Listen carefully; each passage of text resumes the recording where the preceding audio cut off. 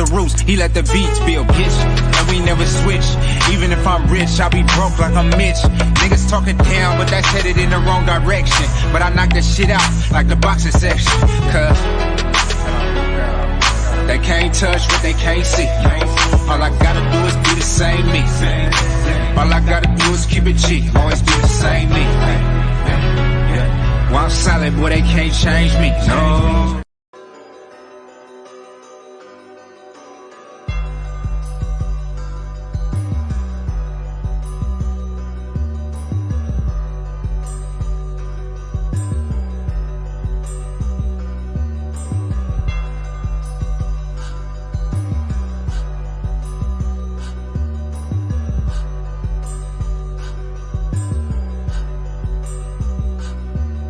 We live from the boxing section, you dusty ass niggas.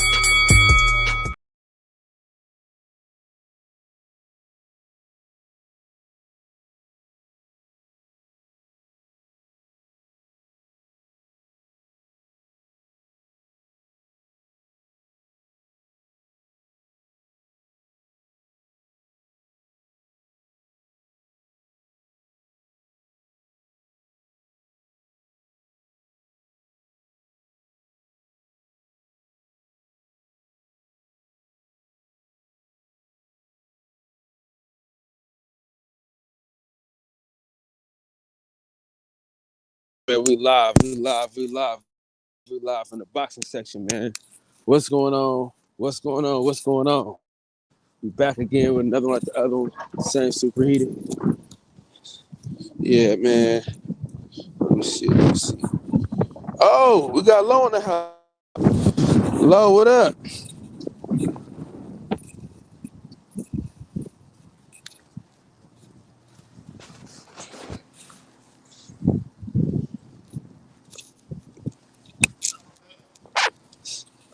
Low, So are you in Cali too?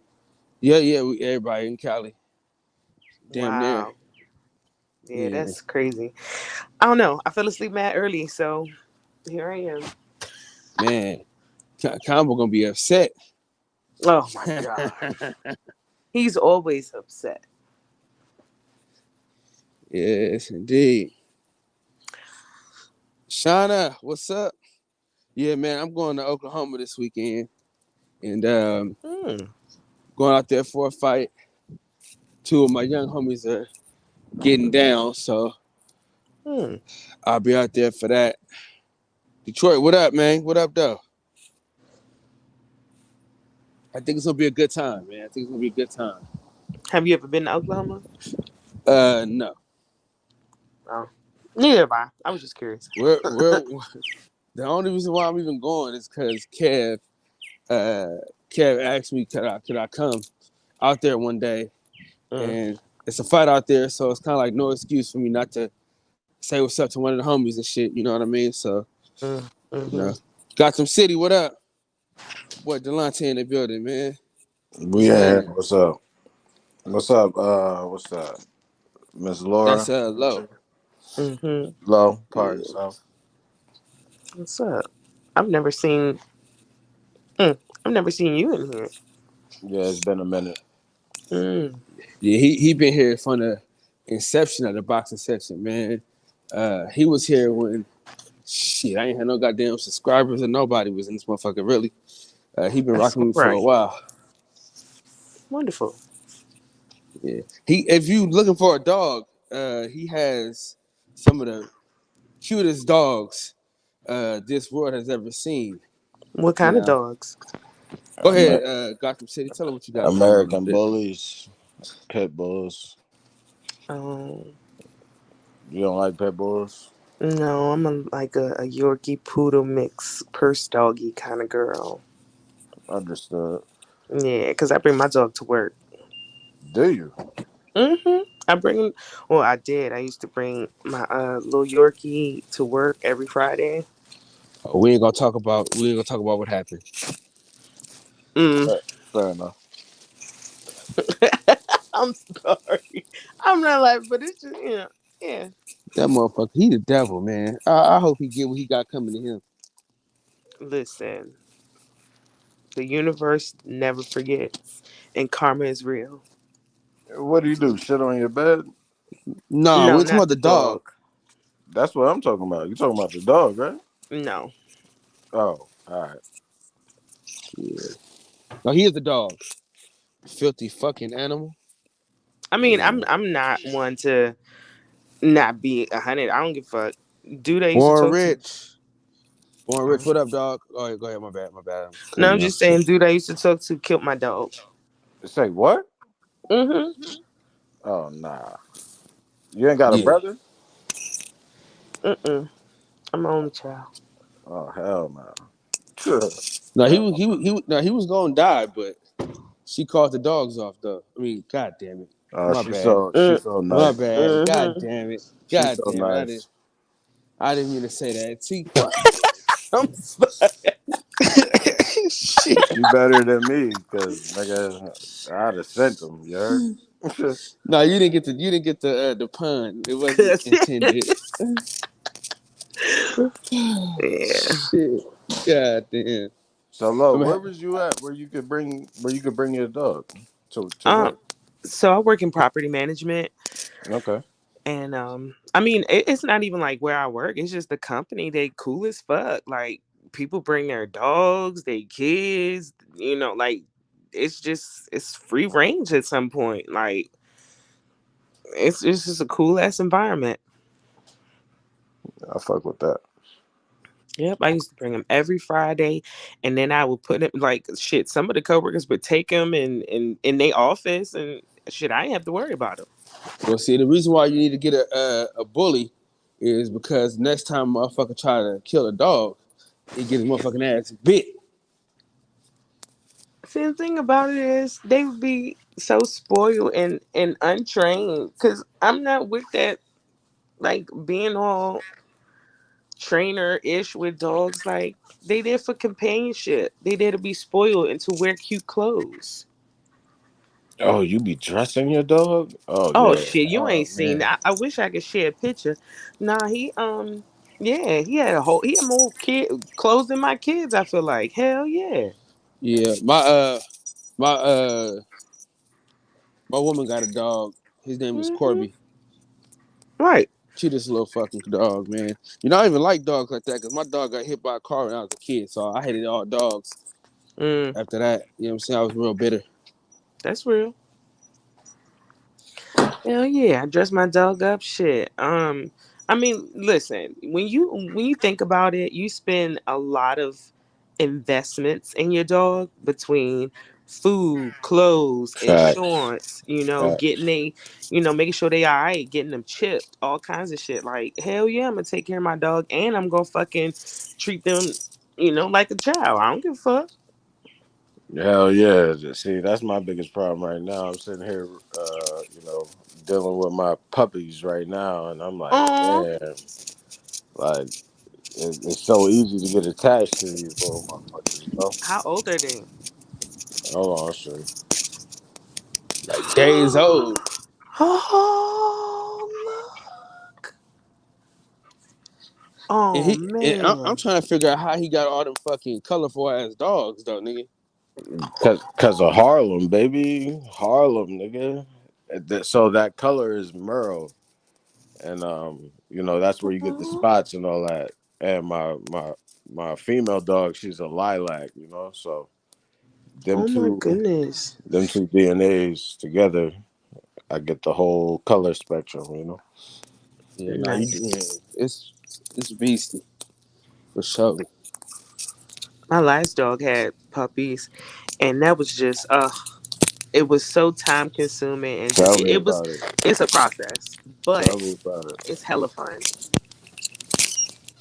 Like That's why I'm coming up home on from this work and boxing having six section little right puppies now. running up on you. Awesome. So look, where you from? You're not from DC.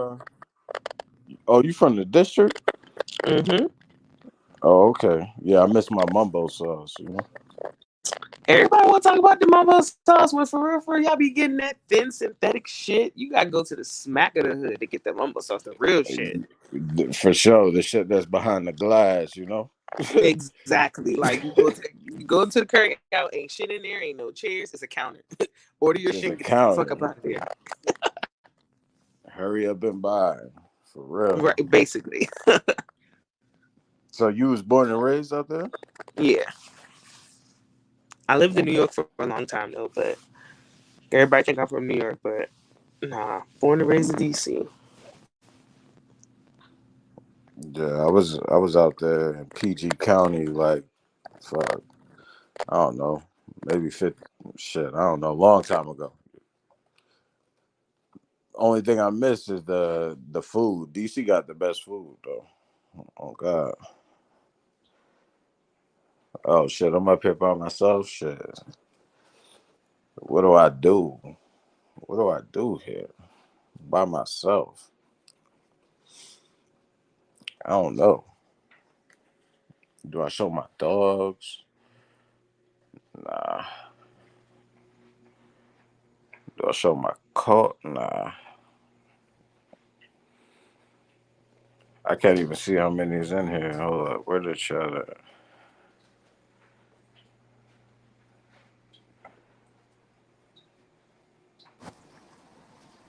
Don't mail. Salute family. Salute Born Rich. Man, I don't know what the hell just happened.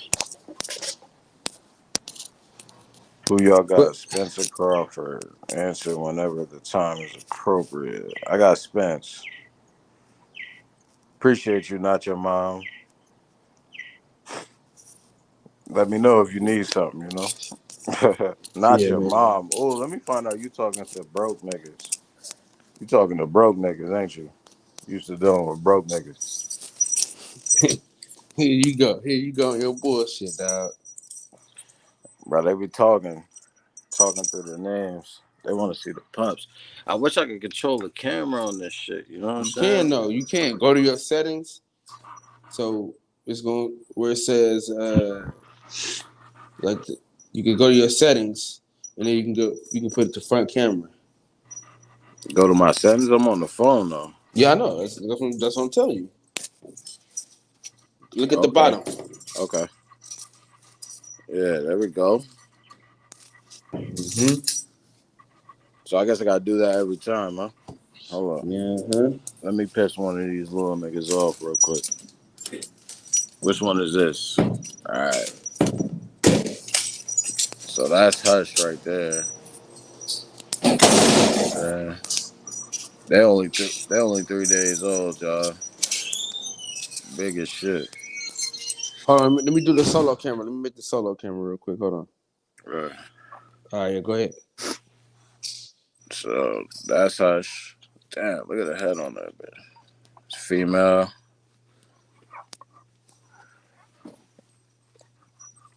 This my baby right here though. I'm attached to her. She a little runt. I'm trying to get her right. But look at that face. Look at that. What? Yeah. Stop playing. That was the one right there. I ain't gonna. Stop playing. I think you gonna get the most for that one though. Yeah, I am for sure. It's one of my boys right here. So now where is the dad at? The dad is in the garage. Hold up. You gotta separate, during the pregnancy and shit. The mom ain't gonna be playing no extra dogs or whatever. This the dad right here though. Harlem baby. Damn. That motherfucker raw as shit.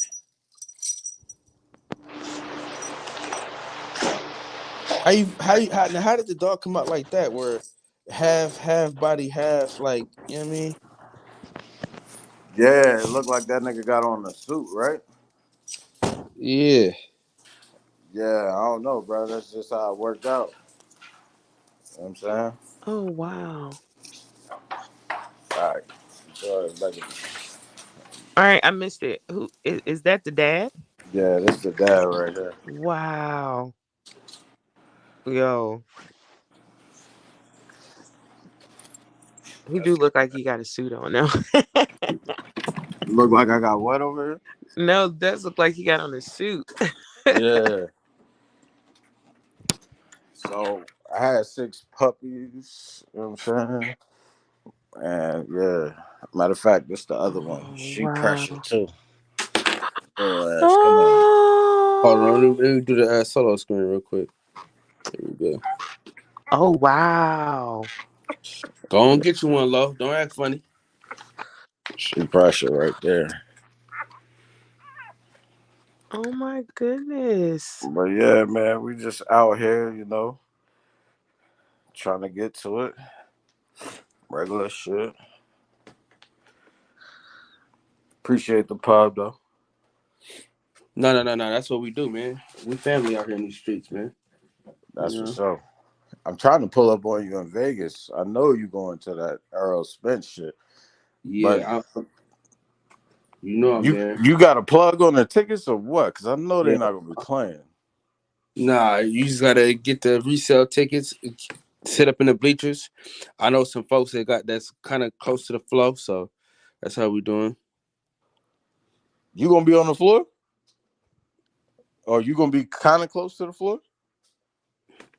I'm gonna find somebody that is, and if you with me, then you gonna be the same place I'm at. Yeah, I heard. I heard that's how you get there. I hope you bringing them cameras out there. No, you know that. So look, you watch boxing or not? It's funny. I was like, I don't watch it. I mean, I've been to a few fight parties and stuff. I do enjoy boxing, but I don't watch it as often as I probably should. Boxing ain't really been giving you a reason to watch. In fairness, Hold Yeah. on now. This year been litty though, dog. Don't disrespect boxing this year, nigga. what happened this year? Oh, Tank Ryan. Okay. So he Earl had some good fights this year, man. Crawford gonna happen. Oh yeah, my man Ennis. You seen him perform? Yeah, you know he been on the show before. Come on now. Yeah. He one of them too, out the Badlands. He definitely one of them. Yeah, man, Frankfurt Ave, man. That's where the gym used to be at. Yeah, bro, but man, I wanted to go to Philly so bad this weekend, bro. But I already told Kev that I was finna go to Oklahoma. I told him and Troy, so you know, I think me and Kev gonna have fun though, bro. You know what I'm saying? I think we're gonna have a good ass time at the fights. He gonna finally get to meet some boxers in the flesh, take some pictures and shit. So yeah, it should be good, man. I get to see Red and I get to see Bomac and shit. So Yo, Kyle, dude, when you head out there, you getting credentials and all that? which fight? I mean, period. Because I mean, you like I watch your channel and you be having boxes on here I ain't even heard of. You know what I'm saying? So Yeah, I don't really get the credentials, bro, because it's so much politics that come along with it. I did have a credential, but I didn't have a credential for the Devin Haney fight. You know what I'm saying?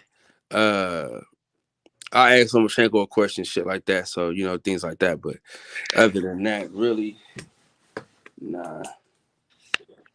yo, Kyle, I ain't gonna lie, bro. You might want to like just a quick 2 minutes if you can grab any of these niggas that you be mingling with and just get like quick 2 minutes. Ain't no reason you can't do what all these other niggas is doing. You know what I'm saying? Yeah, Even though they credentialed, but you be in the you like be me moving around. No. I can do all that, bro. But at the same time, bro, sometimes I be wanting niggas to just be human. I respect it. You know, I be one. You know what I'm saying? Sometimes a nigga just want to feel human. You know what I'm saying? Sometimes a nigga don't want to take a picture. Sometimes a nigga just want to chill. Sometimes a nigga don't want to do. You know what I mean? Yeah.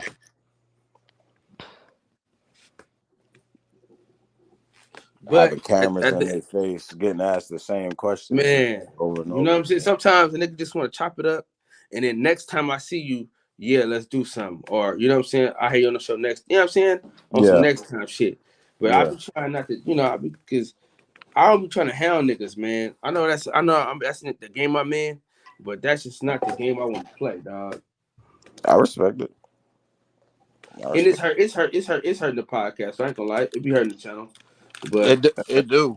But I mean, you here though, so yeah, it just as a man, I just you know what I mean. I just can't do it, bro. I respect it. Sometimes I put your pride aside, but god damn it, I don't know when. But we'll see though, because when I was at this, when I got I had the credentials for the Lomachenko Devin Haney fight and whatnot. I just didn't like how niggas was treated. You know what I'm saying? You know what I mean? I don't give a damn. By You the know, niggas fighters be or the people throwing the event. the people. You know what I'm saying? And you know, a lot of times niggas talk that shit about Fred and things like that, but the nigga, I felt the same way he felt. You know.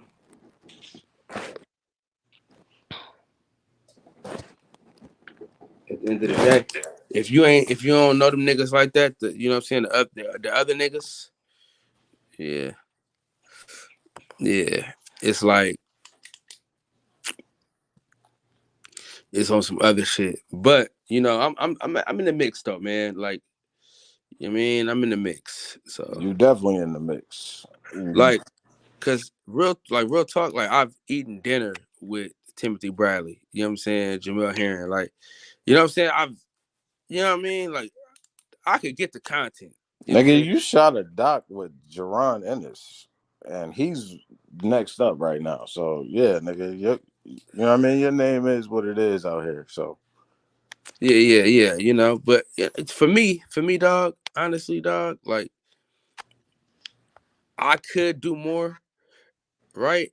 I just don't want to push them type of boundaries. You know what I'm saying? Because you know sometimes people just want their privacy. You know what I'm saying? Like sometimes, you know, we having a conversation just between me and you. You know what I'm saying? Like there's shit that I know that I haven't told anybody, and the people that told me, they know I haven't told anybody. You know what I'm saying?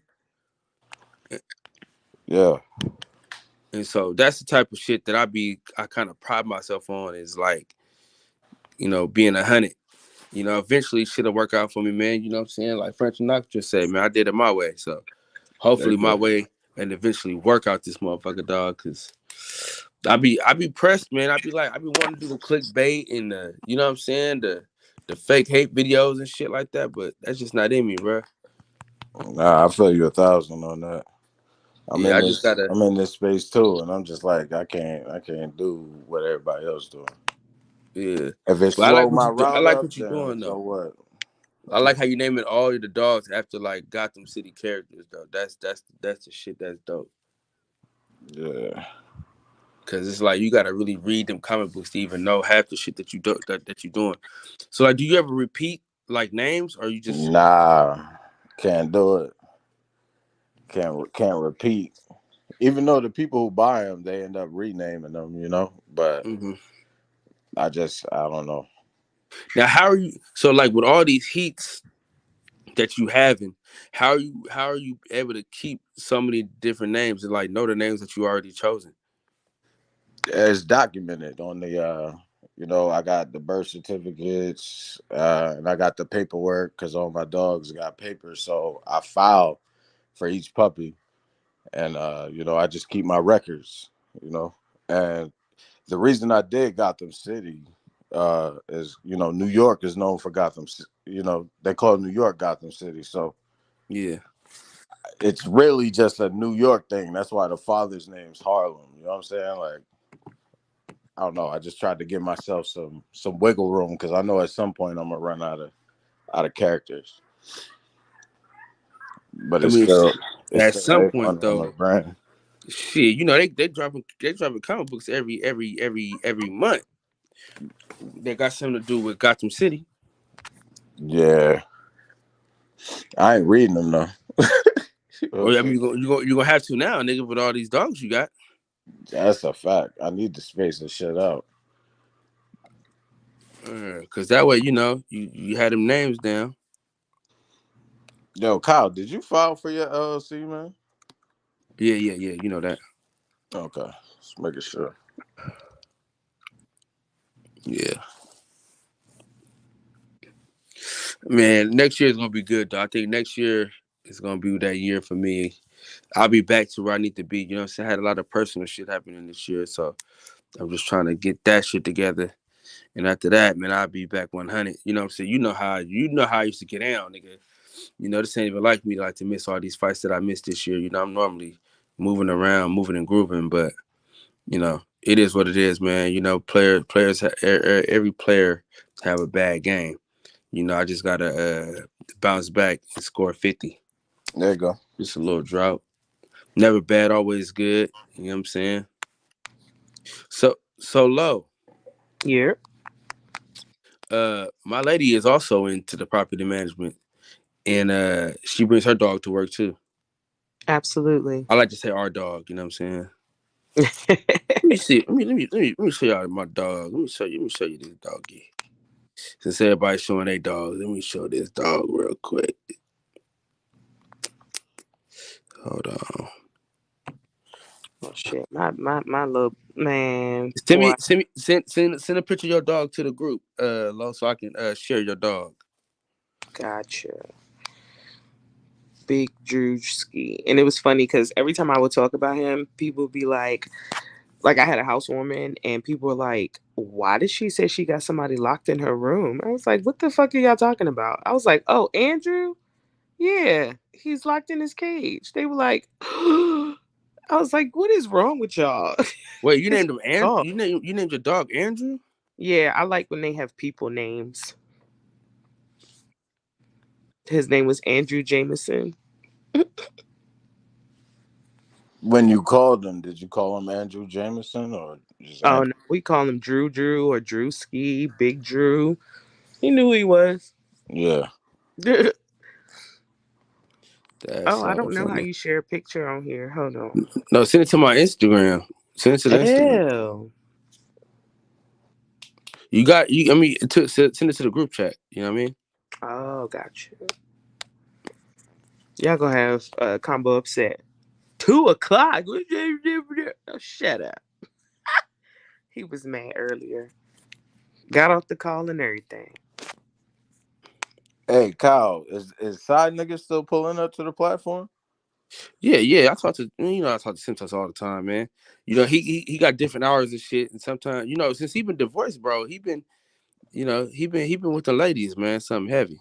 As he should. As he You should. know, I ain't mad at him. You know what I'm saying? We miss him, but he got to get these. He got to get these gals, man. That's what he on right now.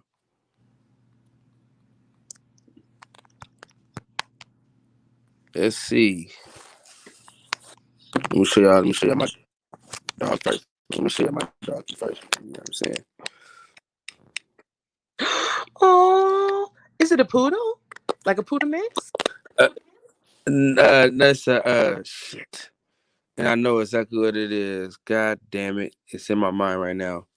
Oh. That's Fuck. not a poodle It's mix? nah. Fuck. Dude, I'm seeing the name. I'm knowing the name because we talk about the name all the time. He's not no poodle though. He's a fuck. Hold on real quick.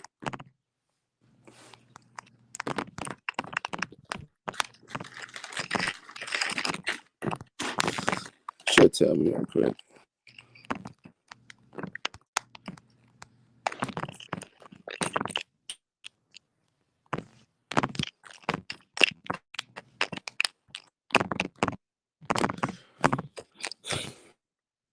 Yeah.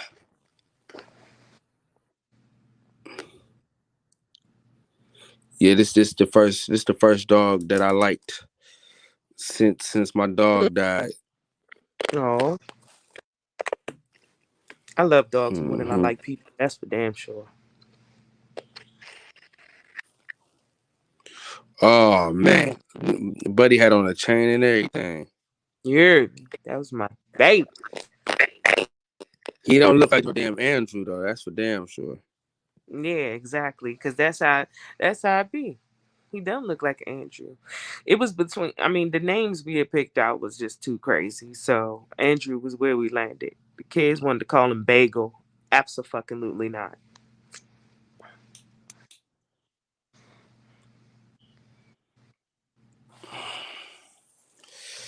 You see that put him up there? Hold on. Nah, you ain't put them up. Hold on. I gotta delete one of these funky ass pictures. Hold on real quick. Delete that joint. And delete this joint. Okay. Let's pull up Lil Drewski.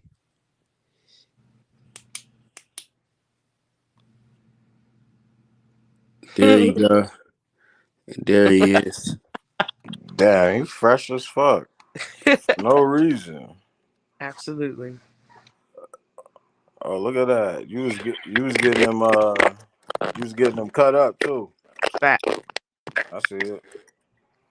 Yep. The groomers, they used to love when he used to come in there with his little outfits. He had a winter coat. He had, shit. Pictures for days. Bro, what type of nigga you gotta be to kill that dog? Look at that little shit. Can't even defend itself. You gotta be a sick motherfucker, dog. That's what you gotta be. That's crazy, son. Yeah. Yeah. This is a multi. No, you dangerous. You got niggas killing harmless animals. You dangerous. Nothing to do with me, motherfucker. How you? At the end of the day, It got everything with to me, do you with you. gonna know that I love my dog probably more than you. It's just what it is. You have to figure out where you fall in that category. Because at the end of the day, like you said, the dog is helpless. They always will depend on somebody. So yeah, you got to see where you fall in that lineup.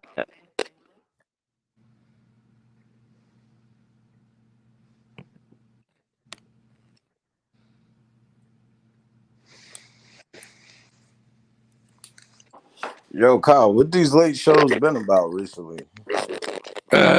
Shit, boxing, but now they about dogs right now.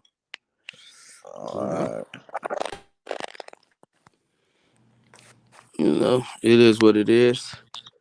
You know, sometimes we can veer off to talk about some other shit every now and again, but mostly I've been talking about boxing a lot, man. I've been really back on my boxing shit, dog. Like, I think I want to bring back Wire Wednesdays, but other than that, though, I'm just trying to focus on boxing a little bit more. What I got to do more than anything is start doing like regular videos. That's what I really got to do, and I gotta get my TikTok back popping and start posting more on Instagram and things like that. So that's what it comes down to. I'm trying to go to you in Florida now, right? Yeah. Well, what part you in? If you don't mind me Central asking. Florida. So like right outside of Orlando. I gotta, Deacon might still be looking for me and shit. So Yeah. y'all both in Florida too. Yeah, you know what I'm saying? Try to keep a low profile out here.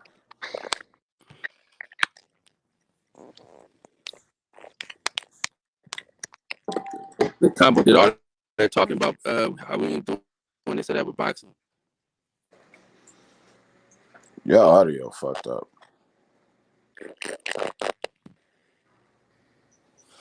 Yeah, I'm almost out of this joint, man. I got 40 minutes left, man, and it's on. I can't even fucking wait. What happens So low, in 40 there's minutes? Huh? What happens in 40 minutes? Nigga, I get to go take my ass home, nigga. Oh, you at work right now? Come on, man. You know how I get out, man. You know. You know how I'm living, dog. You know how I'm living, my boy. But I'm gonna bring back Wire Wednesdays though, bro. I got a way to do it to where we can really watch the actual show and break it down together. I got a way to do it where I could just put in the members for the members. And shit, if you're a member, you can get out. If not, then you got to become a member. But I'm gonna start. I just got to push out more content, bro. But I've been trying to get this money, bro. I've been like, you know what I'm saying, on the paper chase. You know what I'm saying. GED, get every dollar. So that's why shit been kind of different right now. Nah, I get it. I'm on the same papers route, same shit. Shit, I'm in the cult Yeah. flow here in a second. I need a property manager. Whenever you ready to leave the district, Hmm? I said I'm gonna need a property manager here soon. So whenever you ready to leave the district, What kind of properties? probably a couple duplexes, Mm. or I might do a bunch of tiny homes. I was thinking about like grabbing like 5 acres and just Mm-hmm. putting like 10 tiny homes on it. Mm-hmm. Yeah, and it'll be like either right at the airport, or by one of these beaches out here, like St. Pete, Clearwater, one of them shits. Mm-hmm. And That's up shit. It's yeah, definitely a market for that shit. And in being in property management, because I know in New York, a lot of my friends, I did do that on the side. Like I did it under a consultant kind of thing, running the tenants, making sure their backgrounds and shit like that, collecting rents, maintenance tickets, all kinds of crazy shit. But yeah, it's definitely room for opportunity. Hell yeah. Damn. That'd be dope though. You said a bunch of tiny homes. So are you looking to do like yeah, long cause homes? the tiny homes you can like build them for like 40,000. You know what I'm saying? 45,000. Mm, Yeah, so the biggest thing would just be the land, and ain't nobody gonna be living in there, so it's just a bunch of Airbnbs. got it. Yeah, so Yeah, I love this real estate shit. It's popping right now. It's crazy. it is. It truly is. But I'd rather wait on the recession because 700,000 for these houses that's like from 1900 whatever. I'll be damned. Yeah, and with the interest rate, Oh shit. man, it's insane. Yeah, fuck They no. tripping. They're Right like now is not the time. because we were looking at like, I mean, for me, it's whatever personally, but I was, talking to some friends and I was like, you know what, we should all go in on a brownstone. You know what I'm saying? That's generational wealth in itself because New York will never devalue. It's only gonna go up. Right. We went in the one of the houses and I mean, me being me, I knew what to look for. So I'm just like looking at the pipes, kind of looking at the electrical. This house actually ran on oil, so you don't, you're gonna have to convert that whole situation. And I went upstairs to one of the bathrooms. The whole pipe disintegrated in my hand, and y'all sitting here asking for 1 point what? Fuck out of here. So I mean, I don't know honestly if there was room for negotiation, but them people crazy. Just because of where it was, that's what y'all wanted. Yeah, Tripping. yeah. Where was it at? Queens or Brooklyn? Brooklyn. It was off Uh-huh. Jefferson and Lewis. Uh-huh. I was like, I don't give a fuck about that. This was Bed-Stuy at one point. Y'all tripping. Because now it's Bedford Stuyvesant. When people say it, I'd be like, wow. Bedford Stuyvesant. Wait, what I think it's happened to that? always been Bedford Stuyvesant, but I never heard of it. I never heard of it. You know, Yeah, like that. When they say it like that, I'm like, oh. Mm. Yeah, I don't think we belong over there. Nah, the shit gentrified as fuck now. Like, not, yeah, not no more. I won't even say gentrified. Let's say upgraded, because niggas had a chance to upgrade their fucking communities and they fucking you're right. left. You are absolutely right about that. People Because always want to, like, my thing is people blame the white people for like coming into their fucking cities and then changing some shit when they had the same opportunities to do the same exact fucking thing and did not do it. shit, some Well, had a leg up in the situation. Like, grandma had a house right, and y'all decided to sell it. Like, what the fuck? right. Not only that, but knowledge is like, Power for sure. you know what I'm saying, and in our communities, don't nobody know nothing about no. I mean, shit. Well, I would hope it's getting better now, but I mean, it's too late now. Shit, too fucking high. yeah, Yeah, And but they didn't. shout out to TikTok though. TikTok is a great place to learn so many things. It is, but you got to be careful what you learning because some people on there talking that bullshit. A lot of people on there talking that Because they be bullshit. like, oh, you can do this loan. You can do the first time home buyers. Nah, nigga, be real with yourself. If your credit score ain't where it needs to be, don't be sitting here thinking you about to get a shot. Because it's not happening. No, for sure. You I, going to waste time. yeah, no, I feel you 100%. But I'm gonna tell you what happened. What happened to me today? I went to Chipotle, right? I bought one taco. Guess what? Guess what I did? What? The Chipotle hack. You go in there, you say, "Hey, I Oh, want one yeah. taco." Then you say, "Hey, let me get a little, let me get a meat. Now let me get a little bit more of that. Come on now, baby. Get some beans in there. Give me a little more. Fajitas, yeah, some more of that." You just, you just little by little. Cause see what I used to do that like before I even, went on TikTok and saw this. I used to do this myself. Like nigga, hey, come on now, give me a little more of that, man. Now I want the whole spoon. Just a little bit, give me half a spoon, right? And so, cause that I learned that if you say give me a little bit more, they don't charge you they don't charge you for the whole spoon. You know what I'm saying? And so, the only thing they charge you extra for is the guacamole. And so I said, man, one taco. And I said, give me a little more of that, little more, little more, little more, little more. Before you know it, man, I got a big ass burrito bowl. Pretty much. Yeah. Yeah. And so the dude was acting, he was new, so he acted like he didn't want to scoop some shit. I'm like, man, scoop that shit up, nigga. Right. Listen, Chipotle would be fucked up messing with me. Them burritos be fat as a motherfucker. I'm telling you. What is quality control? Seriously. And I told the motherfucker, right? Then the girl, man, she been there for a minute. Cause she said, oh, one taco. She laughed like she smiled at me because she knew the hack that I was doing. Mm-hmm. She scooped that shit up heavy as hell, motherfucker, boy. Yeah. That's it. That's all I need. Thank you. It's not coming out your money. Act right. I hate when they do that. I hate it too. Oh God. Because I mean, if I am actually getting a burrito, that motherfucker already $12. So give me my shit. Stop playing with me. Yeah, hey, listen. Once you know So that hack, go in there and use it. And then basically what you tell them is then you just buy a tortilla. Like you right. just buy extra tortilla. So it Yeah. come out to like 5 something. My shit was 4 something. Hey, that's it. So while I'm looking at Instagram, they said the first generation iPhone from 2007 sells for over 190K at auction. Wow. People have nothing else to do with their money. I don't remember what that phone looks like. It's little as fuck, is what it is. It's super. Mm. Wow.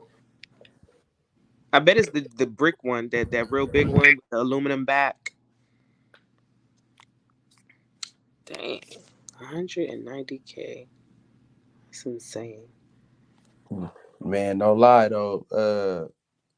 I do want to get my a car phone so bad, like from the 80s and shit. Why? I just want to see if I can get it cut on.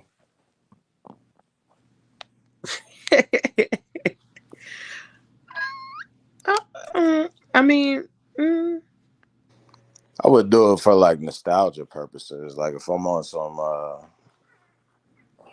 what's that, paid in full type shit. You know what I'm saying? I mean, but where was the Yeah, I connectivity? gotta, cause I gotta. They can find a way. But see, I got a 91 Acura that I'm working on right now, waiting on my fucking mechanic to get it out the damn shop so I get it wrapped up and throw these rims on there. Cause really, all I gotta do is put some BBSs on there, and I can, pretty much do whatever I And need to it's do. over. Yep.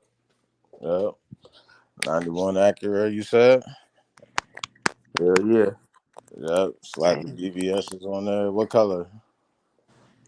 Cold. But I'm gonna get it wrapped I'm gonna get it wrapped like this. It's like a champagne Mm.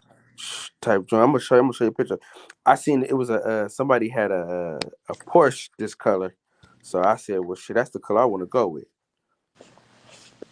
Let me see if I can show y'all this shit. Have you ever been so fly? Just see they wanna come and choose on a P.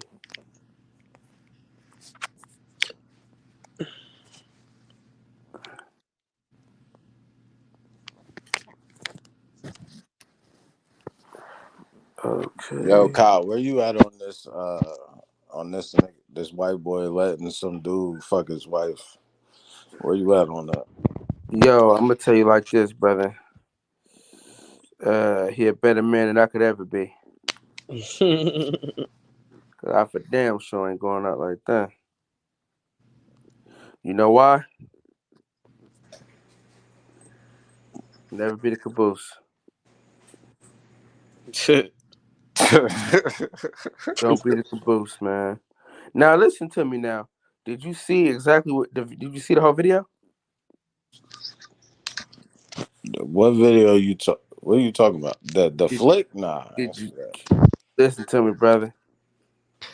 The nigga was out of pocket for even allowing his wife to get down like that, and she out of pocket for getting down like that. Mm-hmm. So I know it's gonna be a little explicit for those people out there listening, but she let the dude do the cream pie, and she played with it and then put it in her mouth. Bitch, you got me fucked up. Bitch, Oh. you married. Ooh. That nigga had her out her body. She forgot she was married. She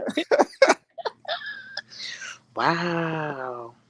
She forgot she was married. But look, I think it could be negotiated on the real. Like, how heavy Negotiate. is the bag? You know what I'm saying? How heavy is the bag? What are you saying? Like for your wife to get fucking to put another nigga cum in her mouth? Nah. I mean, we Hey, definitely gonna low. I establish just added you on Instagram. we definitely gonna establish some parameters, but So that's the color. That's the color I want to do, low. Oh, I see. I don't even know what color that is. That's crazy. Yeah, motherfucker raw as a motherfucker. I seen that motherfucker while I was walking down the street. I took a Oh, picture of that that's. motherfucker immediately. Oh yeah. Does it have like a shimmer to it? No, it's kind of more of a matte than a shimmer. Okay. I Yeah. do got a question. I'm gonna cut Hollywood was y'all happening. off.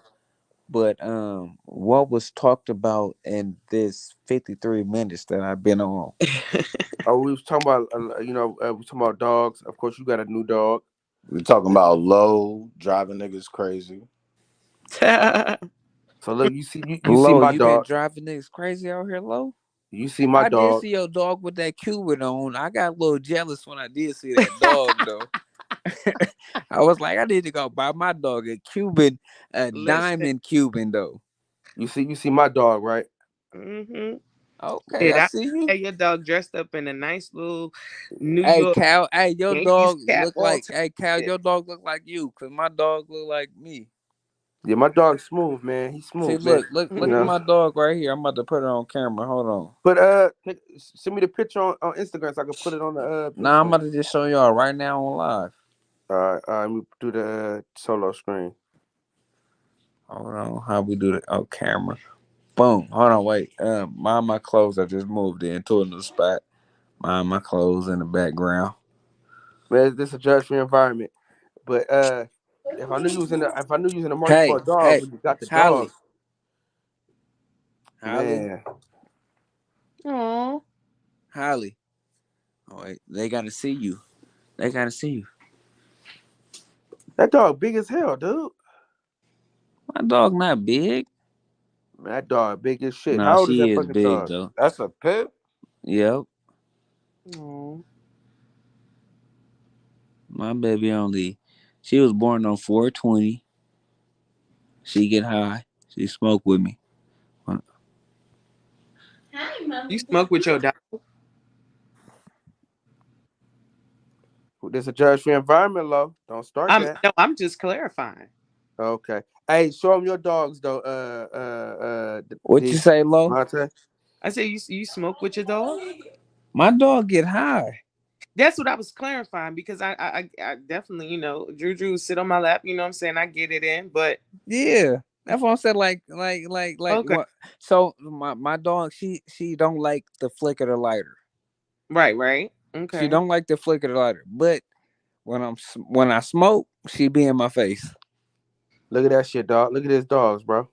Yo, for real, that's crazy. The coats are sick.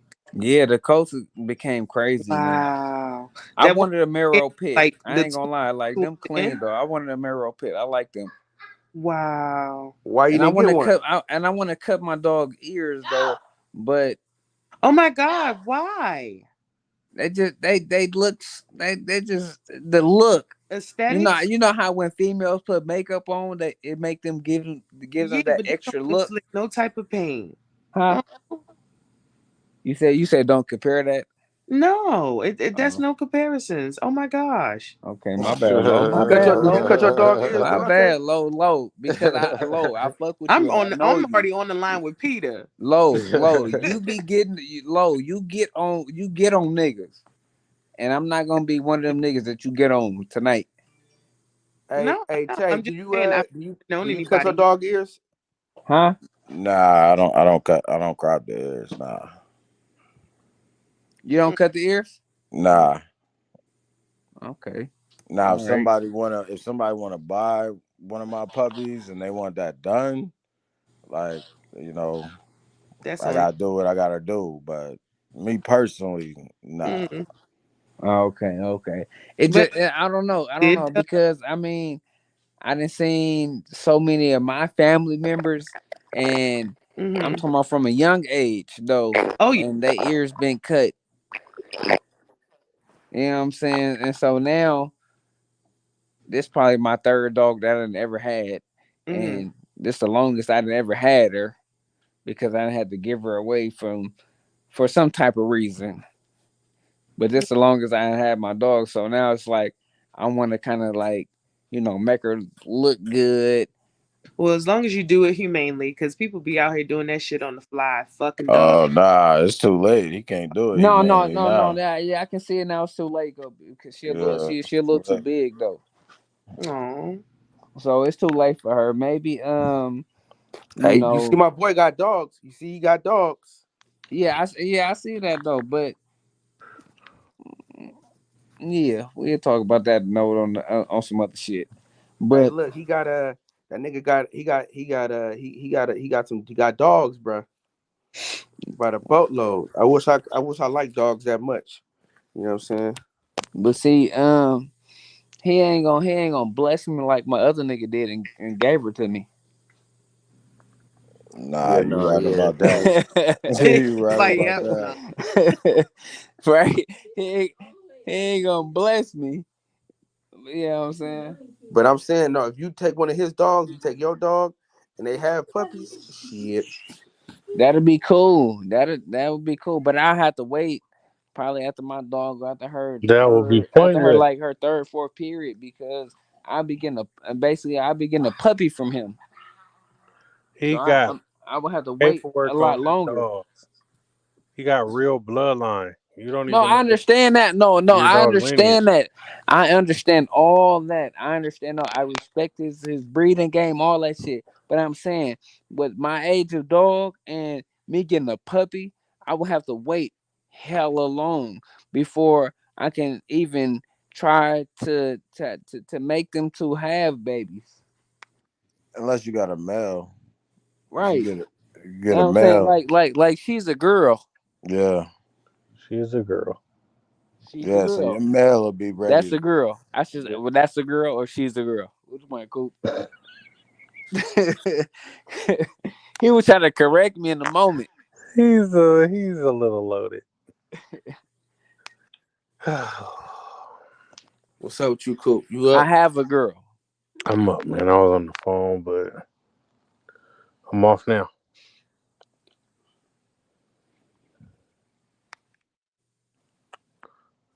bro. What you just say? What was the last part of that?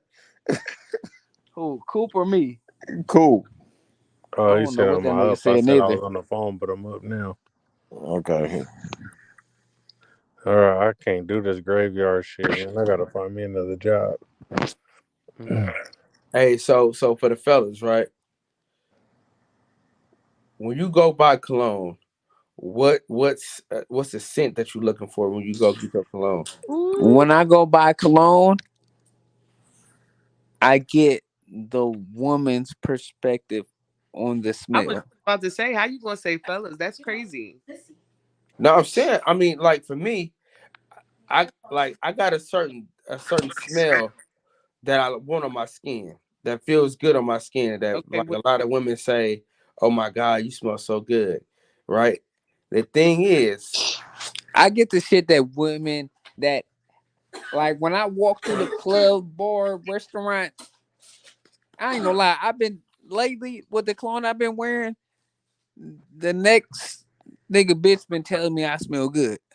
here's the thing. When it comes to cologne, like literally, I should smell it before I see you, and I should be looking for who's wearing that cologne, Exactly. right? And then a lot of men tend to wear things that are like, and I hate to say it, like as a community, we grow up on like the oils and shit like that. Fuck all that.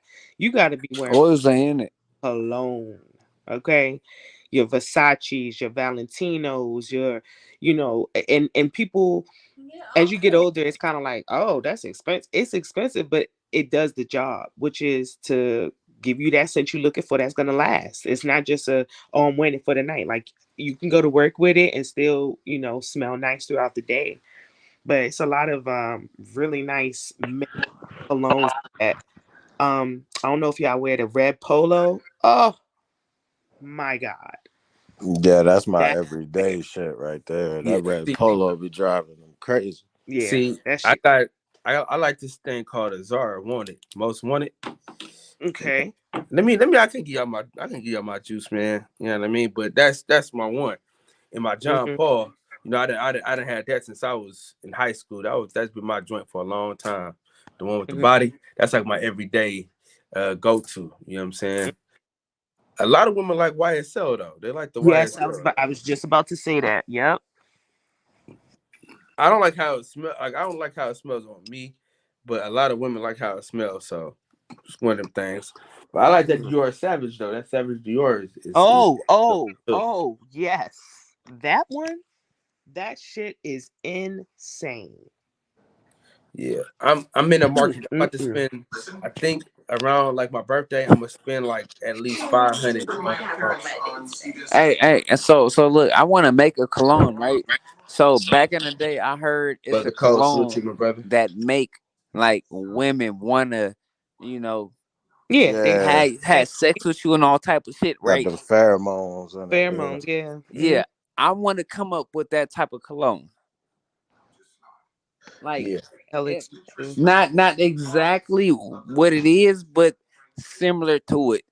It's like when niggas take honey packs. Yeah, you ain't taking Hell ex- Viagra really, but it's somewhat what it is. You feel me? yeah, man. The thing about it, man, I always want to. I always want to Yo, make a y'all cologne, niggas right? use them honey packs? Hell yeah. Oh, it's one of them. Listen, even if you don't need it, use it. What? Why? Shit. Why not? Fuck around and find out. Uh, I mean, to be honest, I have no idea what that is. Viagra. yeah, In basically, wow. it helps you stay on point. Basically, um, Hmm. Right, all the way on point. yeah. When you You trying don't to need make it a like when you you trying to don't make need your it best all the impression and time. your first impression, Yeah, hey, because see, a all lot women are of not. Because see, all women are not forgiving, man. You don't show You up how you supposed to on that first go round. You might not ever get it again, goddamn right. which is kind of unfair. But It's not. I digress. I mean, kind of. I mean, the first hand bit itself is definitely my philosophy, but at the same time, don't be coming here popping your shit, and then here you go, honey pack, acting crazy. No, cause see, the thing But about it you is ain't gonna know sometimes, it's a honey pack. You know what I'm saying? but see, That You sometimes definitely be knowing. nah. Don't do What? that. Cause You what if definitely it? Cause knowing. like my thing is the car is like the car is one of them places, man, where it's like the the car is not a place where you can really get down and show your best abilities. No, okay. Yeah, nah, not for me. No, not the first time. Like our first The first time. time should be no fucking car, no way. Like what? What is going Listen, on? Hold on. Now you can't fight the feeling sometimes. That's fine, but okay. You doing a lot of umming over there. I don't like your ums. Yeah, I mean, I respect her because I had to tell my man. I was like, yo, listen, bro. So this girl was coming in from New York, and he was like, yeah, I'm gonna smash shorty in my friend's crib. I'm like, nigga, what? You just made my skin crawl. We 30+ years old, nigga. If you gonna facts, go get you know what I'm saying, some privacy, nigga. What the fuck is you right, talking about? right. I mean, it's just, and it's just a level of adulting that comes with it. Facts. And it's like, at this big old age, like, I'm not gonna play with you like that. And I'm gonna keep it all the way 100 with you. That right there, the that's not happening. And even if you insinuating you trying to get down in the car, what? No, it's but see, y'all taking it the wrong way. It's more of like it's really like it's like more the of vibe like, called for it. no, listen. It's a spirit of moment type of thing. It's not like I'm planning to have sex with you in the car, but it's like I'm feeling good, you feeling good. Hey, shit, let's do something. You know what I'm saying?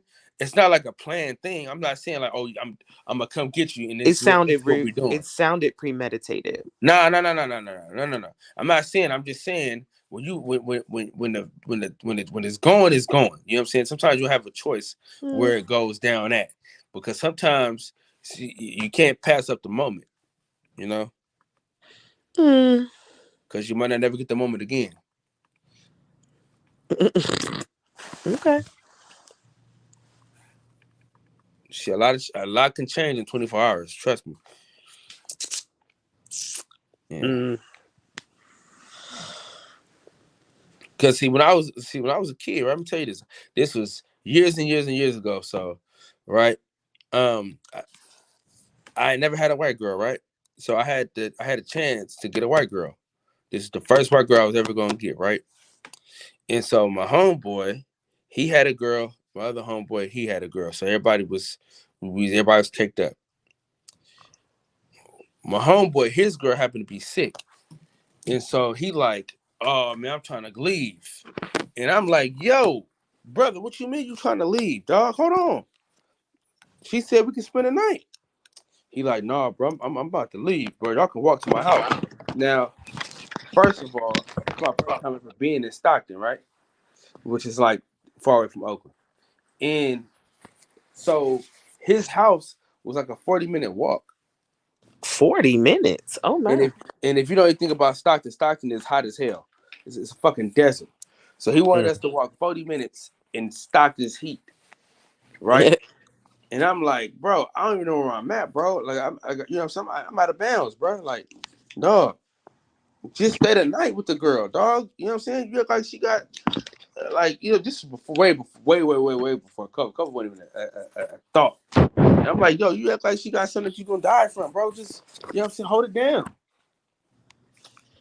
He don't hold it down. So we ended up leaving with that nigga, right? Because I don't know where the fuck I'm at. So I ended up leaving with the nigga, right? Next day, he like, well, we should go over there. We go over there tomorrow or Sunday, bro. She ended up getting back her boyfriend, bro. Shit was over with. That's why I say time is of the essence, guys. Yeah, 24 hours definitely could change. That's why I always say, man, time is of the essence, man. You gotta just go for it, because you never know what can happen. This is true. I never had a white girl, and I won't ever get a white girl because, we're in the Filipinos right now. Wow. Well, one Filipino. So, it is what it is. So, yep, the moment has passed. Yeah, man, that really. I told him the other day. I was just joking around with him. I said, man, you owe me a white girl anyway, nigga. Yeah, Father Time is undefeated. That's a fact, Max.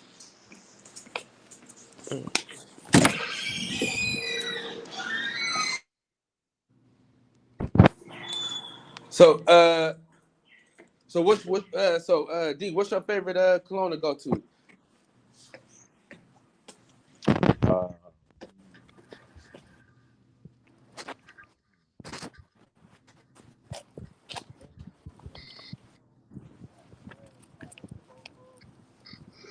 Can you hear me? yeah, I can hear you. Yeah, I It's said either what's your go to cologne? it's either the YSL, the you know the Saint or the Red Bottle Polo. Mm, that's what's up. Jimmy Choo got some shit too. Mm, Jimmy Choo definitely. got some shit too.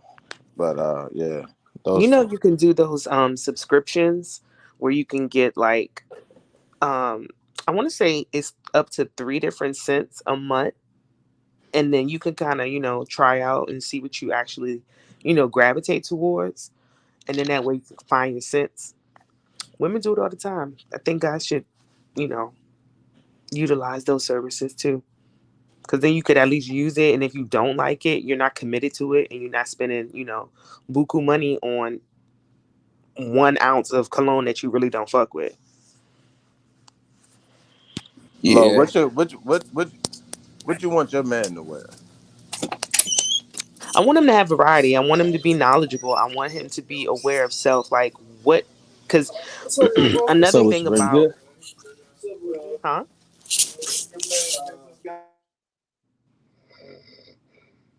Go ahead, Lo. No, I was just saying I want him to be aware of self. Like, because one cologne that one guy wears, another one is not necessarily gonna adopt the same, I guess, result. Because one perfume that I wear, like the Versace Crystal, for me it just doesn't stick like I wanted to, and it just kind of wears off. Whereas I could wear the Valentino and it just, I don't know, I feel like it absorbs and it gradually just meshes with the day. So I would want him to be aware of like what works for him. But my favorite definitely is the Valentino because it lasts all day. Mm. I'm gonna have to check that out. Oh yeah. And Where it's you funny getting it because from? you Macy's, you can get it from Sephora, you can get it it's called Scentbird or Bird .com.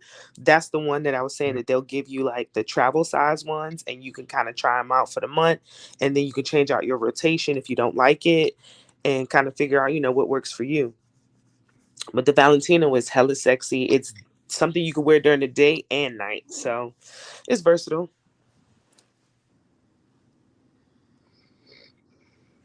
I'm gonna check that out. And if you really want to get like your variety up, get the travel ones. The travel size ones are like 35, 40. That way you have multiples and you don't overutilize one scent. You talking Yeah. about those little like sample shits? The the itty bitty ones? They want $30 for that? Yeah, I Yeah. overdo them anyway. I be They're overdoing not them though. minis, they're travel size.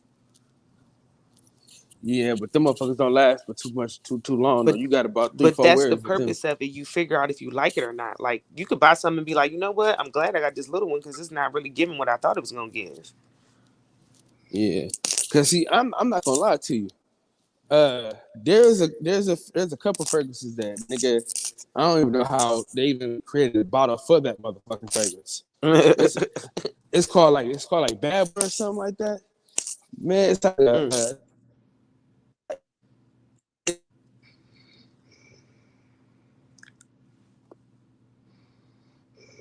you cut out.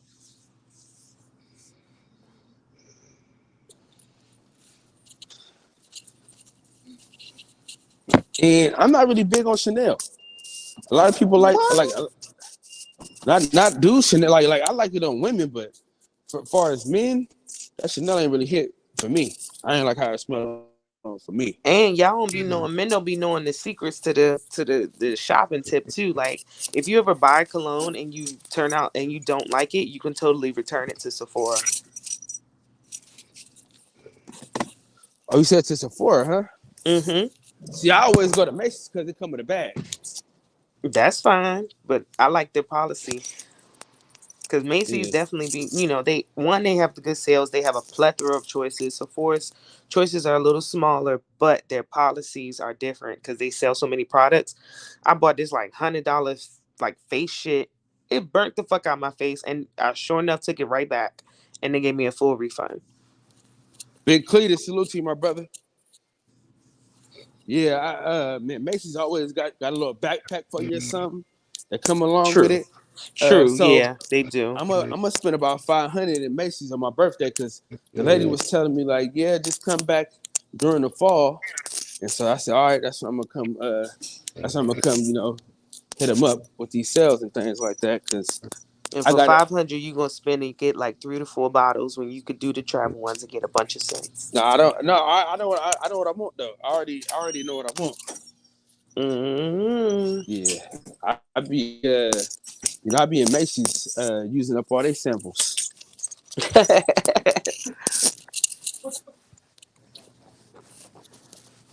Yeah, I'm gonna know what I want. You know what I'm saying? It's all right.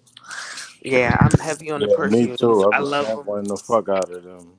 Like I use all to the point I can't smell. All this shit smell the same, and I just walk out like fuck it. That's why they got the coffee beans next to them. You're supposed to sniff the coffee in between smelling the stuff. Mm-hmm. Mm. And see, I don't like citrusy shit. Oh yeah, that's a no. You know what I'm saying? That's why I don't like the millions. The millions is hella like citrus. Somebody was talking about that on TikTok. I've not smelled that. Is somebody snoring? Yeah, podcast about nothing is out of here.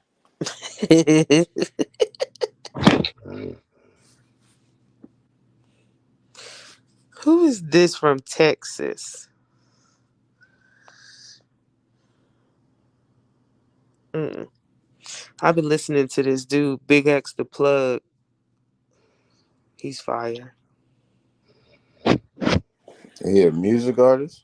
Yeah, like nah, y'all, for real. This shit is crazy, and he's like real big on a lot of samples, and not in a bad way, but like he incorporates like he got Erica Badu, he got some old school shit, but he's definitely pressure.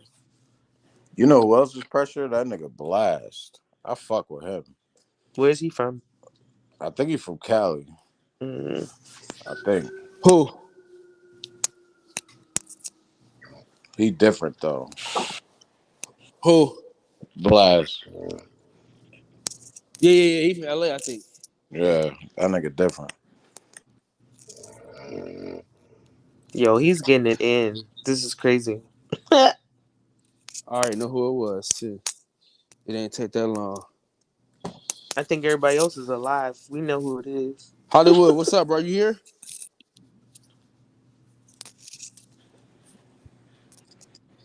That nigga ain't here either. No, yeah. Yeah, I always want to make my own cologne, but I just didn't You never knew how to get the bottle made. You know what I'm saying? Oh, that's easy. That's easy stuff. Have you ever done I mean, I'm sure they got that shit out there. But like you know how they have paint sips? They have those perfume and cologne making like classes. I would do one of those. You see, I know what I want it to smell like, and I know what I want the bottle to kind of look like. See, that's like the hardest part. Is it? Oh, like getting the right bottle. Nah, the hardest part would be Make producing the scent. yeah, yeah. Because once you figure out what you want, it's the Yeah, production part that's gonna cost you. yeah. And not only that, but there's a lot of people out here specializing in making Yep. bottles. Like you can Mm-hmm. before they even start producing your bottle, like Mm-hmm. you'll see it, y'all have discourse and then, refine it. So yeah, but the biggest thing for you would be, the scent. You know what I'm saying? Mm-hmm. But I'm Yeah, telling you, man. bro, like the entrepreneurial shit is like crazy. It Like is. it's crazy.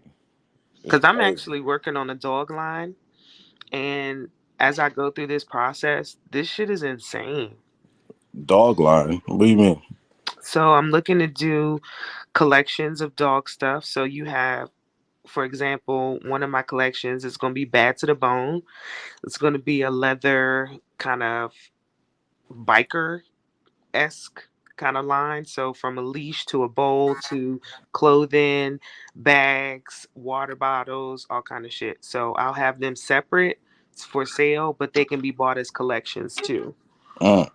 So just looking for, either vendors that sell this stuff and I can just put my imprint on it, or, going straight from scratch and doing everything myself. Yeah, and you can put that shit right on Etsy. Exactly. So it's definitely a process, just getting the shit off the ground and just like the background work that happens before you actually even are able to bottle or just get the shit on the shelf. Yeah. So it's definitely hella work. But progress indeed. I'm very excited though. Well, shit. I want a Bad to the Bone. I'm with that. Yeah. Let me know. Yeah, the company will be called Grounds for Biting. Let me let me know. Yeah, that's dope though. That's a great idea. Thank you. I know mad people with dogs, so I won't have a problem finding anybody to model the shit and all that good stuff. So, pretty excited. Yeah, I volunteer. Hell yeah! I mean, I think the biggest part for me and the part I'm really excited about is just being able to send people the fucking merch, the stuff, like just getting it. Once it's here, I can take over from there, the Instagram, the platforms, all that shit. But I physically need the stuff, and I also need to source out places that have quality items. Not no, oh, I just want to get this together and sell. No, I want that shit to be Yeti quality. Like I want to do dog bowls that are Yeti like. Because I know some of my friends. I got a homegirl that, I mean, she crazy, but whatever. She literally cooks for her dog every night.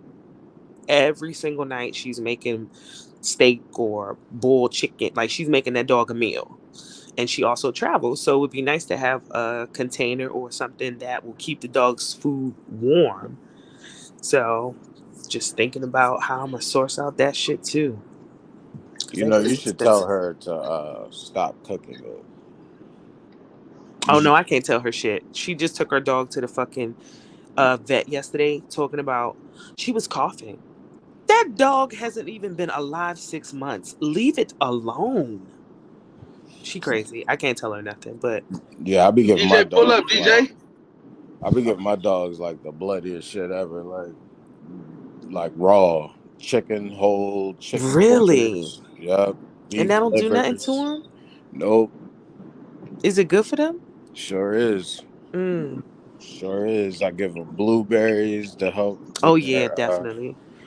to help with their intestines. You know what I'm Mm-hmm. saying? Yeah, like Wow. people got to remember, like the dogs are like they're predator animals. You know what I'm Mm-hmm. saying? They were domesticated from wolves, but Right. not much has changed. You know what I'm saying? As far as the diet is concerned. So, and honestly, the raw that you give them, like the bone marrow inside raw Mm-hmm. Mm-hmm. chicken, like it's Yeah. good for their coat, it's good for their health. You know what I'm saying? Wow. It's good for their teeth. So yeah, Mm. It's this lady on TikTok. She got a Shar Pei. She be feeding that junk all kinds of shit. Rabbit foot, raw eggs, yep, duck meat, sardines. I be like, yep, wow. I've been yep. feeding my dog raw ground beef and Ain't Mm, nothing shit. wrong with that either. Ain't nothing wrong with that. Nope. All right, cool. mm, Cause I for sure been giving her raw ground beef though. Yep. Give I her mix it raw. in with the dog food though too though. mm-hmm. Yeah. What And type of then dog food I've is been it? fucking with this with the Bully Max food. Oh, Bully Max. Yeah. Yep. Okay. I've been fucking Hey, with the Bully hey, Max snacks and food and all that shit. And then I throw in the ground beef, the egg, and the chicken broth. I mean, the chicken broth. Mm. Yeah. What the fuck are you watching? I think this is Blue Blood. I always want to watch rape cases and shit. Stop. I'm SVU, that saying, should be lit. watching Chicago PD and all Blue Bloods and whoever blood shit. Hey, Devon, Hollywood, what would you name your cologne? What would I name my cologne? Macaroni. What? This nigga Oh my funny as shit. God. This nigga funny as shit. Macaroni. That's some real shit, though. That's some real nigga shit, though. Macaroni? What? Who don't like macaroni? I mean, I don't like macaroni, but who don't like macaroni? Not the box macaroni, but the real macaroni. Bro, I know you So ain't talking about food right now. we know you're not talking about food. However, Right. for marketing purposes, Marketing, but I'm saying that's marketing purposes. no. That ain't good enough. That's bad, bro. That's really bad. For real. Yeah. Is it though? I mean, so let's think about this from an offensive standpoint. Macaroni is not going to be something that, because for real, if I seen it, I'd be like, oh shit, it probably smell like cheese. I'm good. But maybe finding a way to finesse that essence that you're trying to, relay. That's why I gotta have a commercial. Somebody stirring the macaroni and cheese. Right. He walking past and it just sounds like stirred mac and cheese. I'm not gonna deal with y'all tonight because I have been drinking. I'm not doing this with y'all tonight.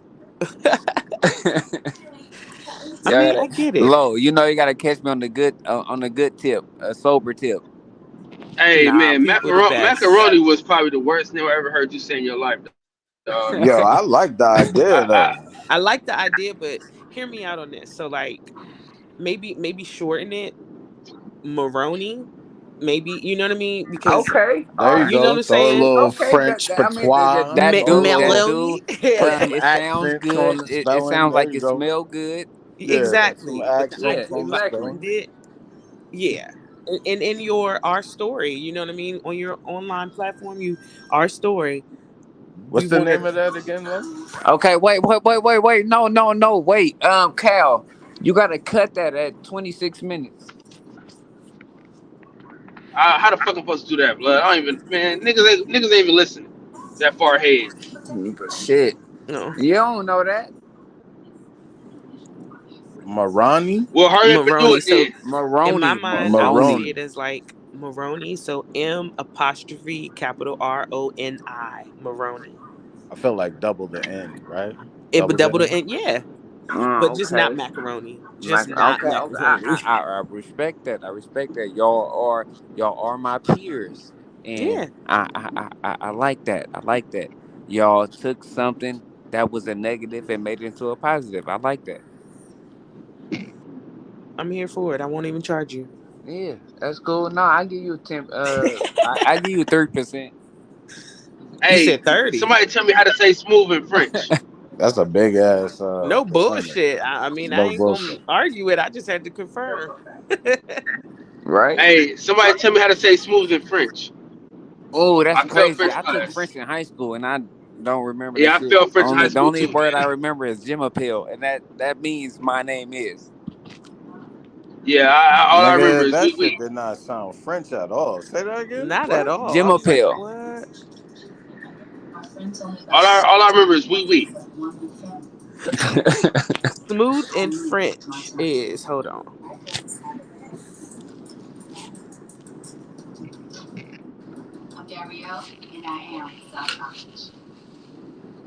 Okay, so let's play it. It says that smooth in French is lisse.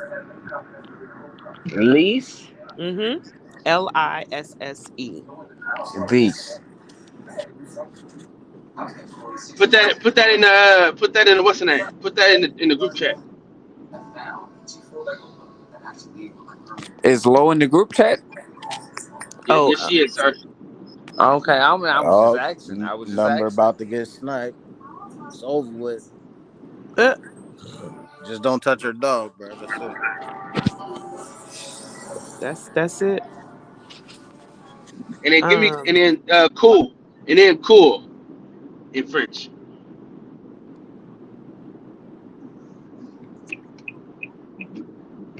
Li. Oh, it edited. It's two S's. Yeah, I think I'm gonna do less debonair is gonna be the name of that shit. If I do a cologne. You should add another word. So like Maroni devour or devour Maroni. Yeah, I think I'm gonna do less debonair right there, boy. It's crazy. The munchies is hitting crazy right now. You need that Ben and Jerry's s'mores ice cream. You know, I'm not really an ice cream person. And not that I don't eat ice cream, but just like those flavors and stuff, I'm very simple. Vanilla bean, straight vanilla, you know. I be putting that shit in my coffee. Vanilla bean. Drop Oh that shit yeah, right in my definitely. coffee. Hey, That you know what I'm gonna do though? I'm gonna name mine debonair, right? And then have a hand on a tie for the bottom. for the bottle or the top? The top that open the bottle. Like you know how like people had a hand on their tie, like to fix their tie. Mm-hmm. That's what it's gonna be, the hand and the tie inside the hand, like you're fixing the tie. So like when you twist it, the hand kind of like look Comes like it's off. like fixing the That's tie. tight. I like that. Yeah. I just thought about that right now. Your packaging gonna be crazy expensive, but Yeah, debonair. it'll pay off. I'm about to get on. I'm about to get on the job, man. Hey, somebody find me somebody that can make me a goddamn bottle. Debonair is coming to a store near you. That ain't gonna be hard to find, nigga. You need to figure out how to make the scent. That's the hard part. I'll steal the scent. I just need the bottle. You can't steal the scent. They ain't gonna know the difference. Some of that Yeah, shit, we will. some of that shit smell the same. That's a fact.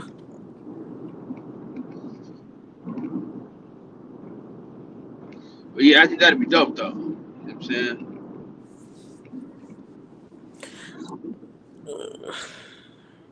I All feel right, like that y'all. I might done woke like up. I'm going super. back to sleep. I got to get up at 7. All right, Lo. Appreciate All you. right, y'all. All right.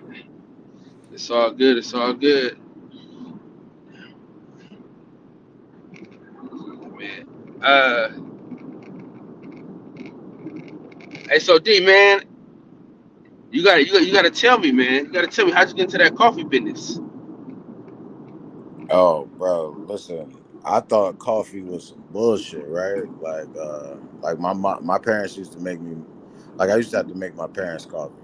So that shit like fucked me up. You know what I'm saying? Because they like Folgers, about 4 scoops of cream, 6 sugars, and some milk. You know what I'm saying? Like it's Yeah. crazy. But when I was in Pennsylvania, I found like this little coffee shop, and shit, they fucking showed me what real coffee was, and I was like, damn, all right, I can fuck with this. So that's basically what it is, man. A lot of people are drinking coffee thinking that like it's good coffee. You know what I mean? Like Starbucks is like good coffee. It's not. So I just want to go up against the grain. You feel me? Hey, Nah, hey, man. hey, hey! Shit was Back in the dope. day, my this little chick I used to mess with, her mom's was into the coffee business, and it was some type of black organization going on, and they had their own little thing. And now, like, they up there in the coffee bean business, and I should have joined the team or invested into this coffee bean, because now this is like it's a popular black coffee bean that's out. Hey, bro, it ain't too late. You know, it ain't too late. For real, for real. The coffee business is $1 billion industry, Yeah. and don't nobody know shit about coffee. Like they still figuring it out. So it ain't too late. You know what I mean? It ain't too late. That's for sure. Yeah, man. I'm gonna have to that'd be something I'm gonna have to get back into looking into for sure. Do niggas drink coffee though? Like, do any of y'all drink coffee? Me personally, I don't drink coffee. I tried it, but it's not my Yeah, I go-to don't thing. like You it. know what I'm saying? Yeah, give me a soy chai latte, nigga, from Starbucks, ice. I'm good. Kyle, you fuck with matcha? No, hell no, that shit nasty. I tried a frappuccino, and then I tried I can't even remember the other name, but the coffee I tried. Kyle, you said the matcha was nasty? Hell yeah. Oh, all right.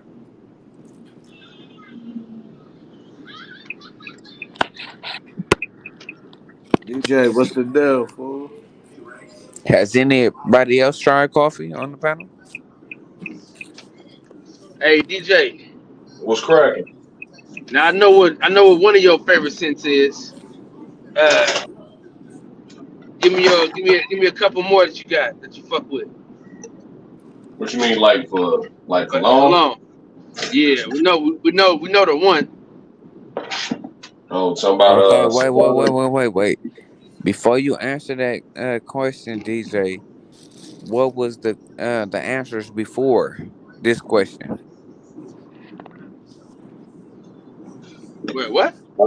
As far no, you said we know what his cologne preference is, but what was his other options that he had online? Of course, my favorite one right now is Gucci Guilty. That's my favorite one. Okay. That shit is pressure. I That's do good. have that. I got that. Yeah. Yeah. It don't smell better than that Dior that you had though. That Savage. I'm Oh no yeah, no Dior Savannah. that Savage smell good, but I'm not gonna lie. You guys, if y'all don't have it, try that bad boy. Oh hell, that shit stinks, bro. Man, That I what? just I talked done about got that fucking so cologne. many compliments off that bad Man, boy, bruh. bro, that shit stinks, boy. Tripping. You tripping that Man, black lightning Even the strip, ladies in the bruh. hey, listen, Hey, even the ladies in Macy said it stunk, bro. bruh, you tripping, bruh. I didn't You got talking about the lightning bolt, right? compliments You talking about off the lightning that. bolt, I'm right? talking about I didn't have on regular shit. I'm not dressed looking like nothing, and I just sprayed 2, 3 little squirts on me, bruh. And I'm talking about they love that smell, bruh. I'm telling you. You like that citrus shit, man. I ain't with that citrus shit, dog.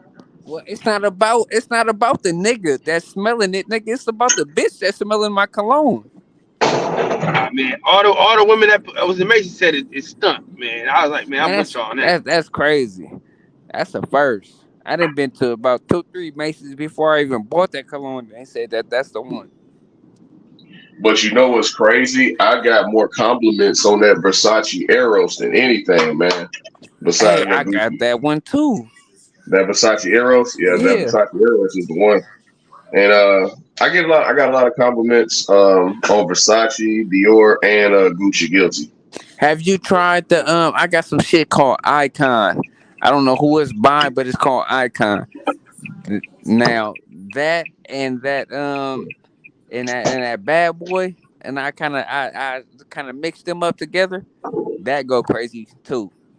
See that Azaro black, and then a regular Azaro, man, that shit smells so fucking good, boy. Every girl, every time I put that on, I get compliments with that. And then, you know, Um, man, listen, that John Paul, dog, one that I that like, John, but I think it's like I've heard that smell kind of sweet. I was like, hold on, what you mean that smell kind of sweet? What you trying to say right now?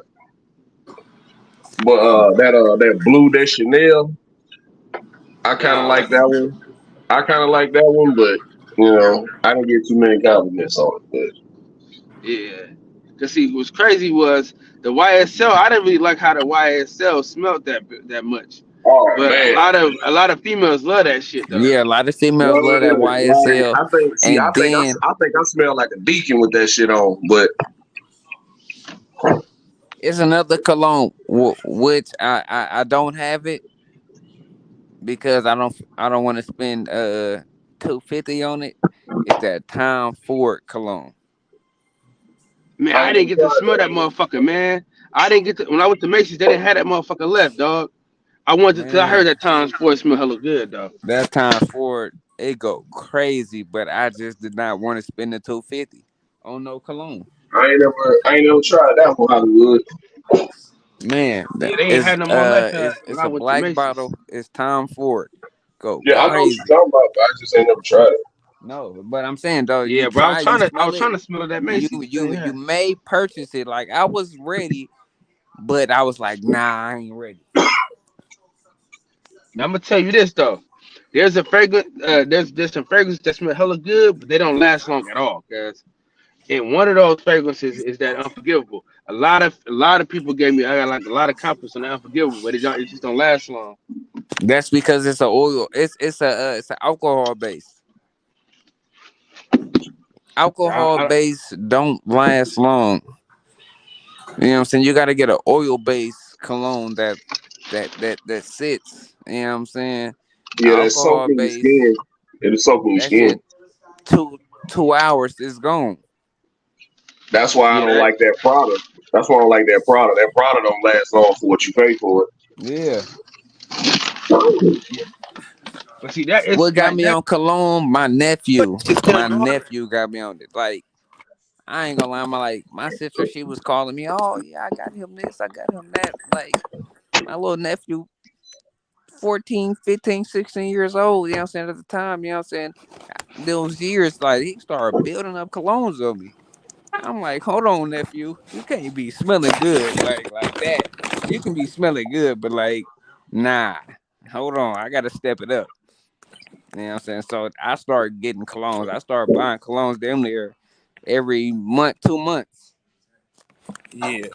I Man, had I've been obsessed with like fragrances and stuff since middle school when I started with Axe, bro. Because you never wanted to be the big boy that stank. You never wanted to be that guy. And my thing with Axis was, I was like, what are you putting that over must? If Right. it's gonna smell right, you putting some shit that smell good. That smell okay good over some sweat, must and shit. Yeah, you can't put cologne on top of foam. No, you can't. You can't. And that's what a lot of niggas was doing in middle school, high school, and shit. So I didn't get into that mist spray shit. You know what I'm saying? I was just like, nigga, I won't have PE first, second period, the middle school, high school. Hopefully, I have it by the end of the day because I go home and jump in the shower. Yeah, they had me. Wood, they had me fucked up, bro. I always had PE like third, fourth period, bro. In the middle of the day, that's fucked up. Right. DJ, you played football too, didn't Football, track, and wrestling. Well, my worst thing was because I played on the basketball team in high school, bro. We had practice at like 6 in the morning before class started. I used to hate that shit. Mm, Used to hate it. nah. you? Bro, I used to hate getting in the locker room after the lineman beat me to it. I was like, God damn, for real. That's the wrong one, huh? Funky ass niggas, boy. I'm trying to tell you. Hey, what Coop say? You got the right idea, but the wrong nigga. hey, I'm gonna tell niggas this though, bro. Uh, that John Paul man has been a staple in my life for so long, and that motherfucker lasts forever, dog. You spray that on, bro. You good for the rest of the week, goddamn. That shit lasts forever, dog. I love that fucking cologne, man. John Paul, I'm gonna look it up It's tonight. the body. It's the body, man. It's the one with the Oh, body. it's a You body spin that. spray. Yeah, no, it's the body. Like it's the body shit. The bottle is a body. That's like that's like the one of the longest reigning defending colognes of all time. Damn near. Like I always said about DJ, man, your grandmama's favorite.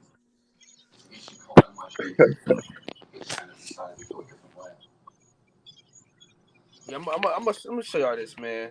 You know what I'm saying? I shouldn't show y'all this, but I'm gonna show y'all this anyway.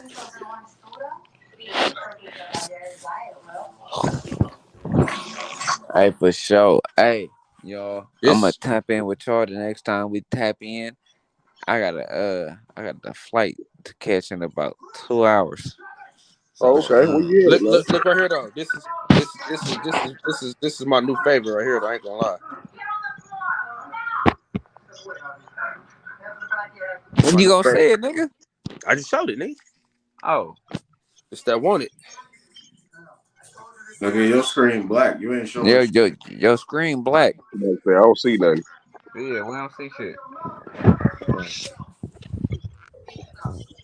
What about now?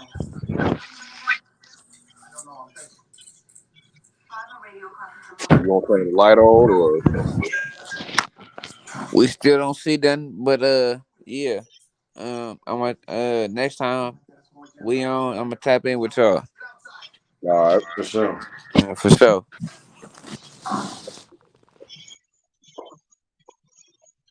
And then there were two. Yes, sir. So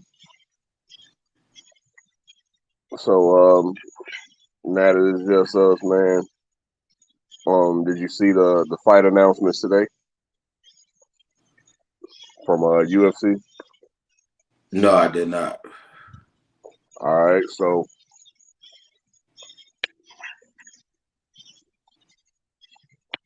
Paulo Costa is fighting Hamzat Chimaev. It's official. When? October Okay. on the Abu Dhabi card, and Charles Oliveira is fighting Islam Makhachev again, Wow. Okay. and Israel Adesanya and Sean Strickland. Y'all see it? Yeah. Wait, what? I thought Izzy called it what? Y'all see What it? you thought? See, Duplessis got an injury, and he wasn't gonna be ready in 9 weeks. Yeah, we see it, Kyle. This that shit right here, dog. The black one go crazy. This shit right here is next level. Yeah, I had never tried that one, Kyle. Listen, bro. And it lasts forever, bro. It lasts forever. Now I be putting a little more on me because you know what I'm saying I be in the club and shit, but man, that shit go crazy. As a matter of fact, let me see, man. Let's see what the best let's see what the best cologne is for me. Hey, Kyle, Yeah. just wait until your son start trying on all your shit. Oh no, I'm already. I got it. I already got him ready to go. He already set already. Hey, a lot of people like Creed. A lot of people like Creed. Hey, like what? Creed. I ain't never tried it. This shit $300.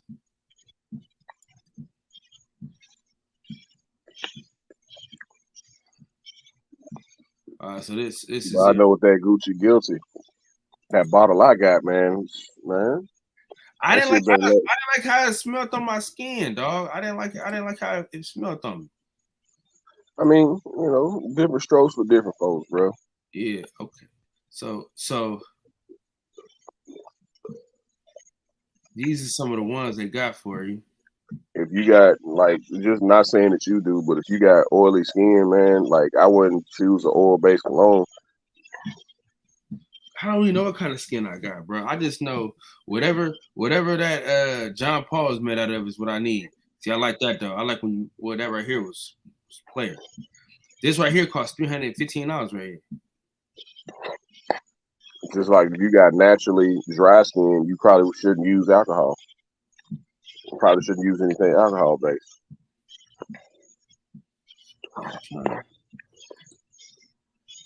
I say go to the dermatologist, man. Yeah. Cause boy, I'm trying to tell you something there, boy. You fuck around and be alright. Cause see, I ain't gonna lie, like when you know your body as it pertains to cologne, you kind of don't money. You don't waste money when you know. Mm-hmm. A lot of niggas don't be Like knowing. I say, you better know as much as high as this stuff is, as high as the good stuff is. You better know what worked for you.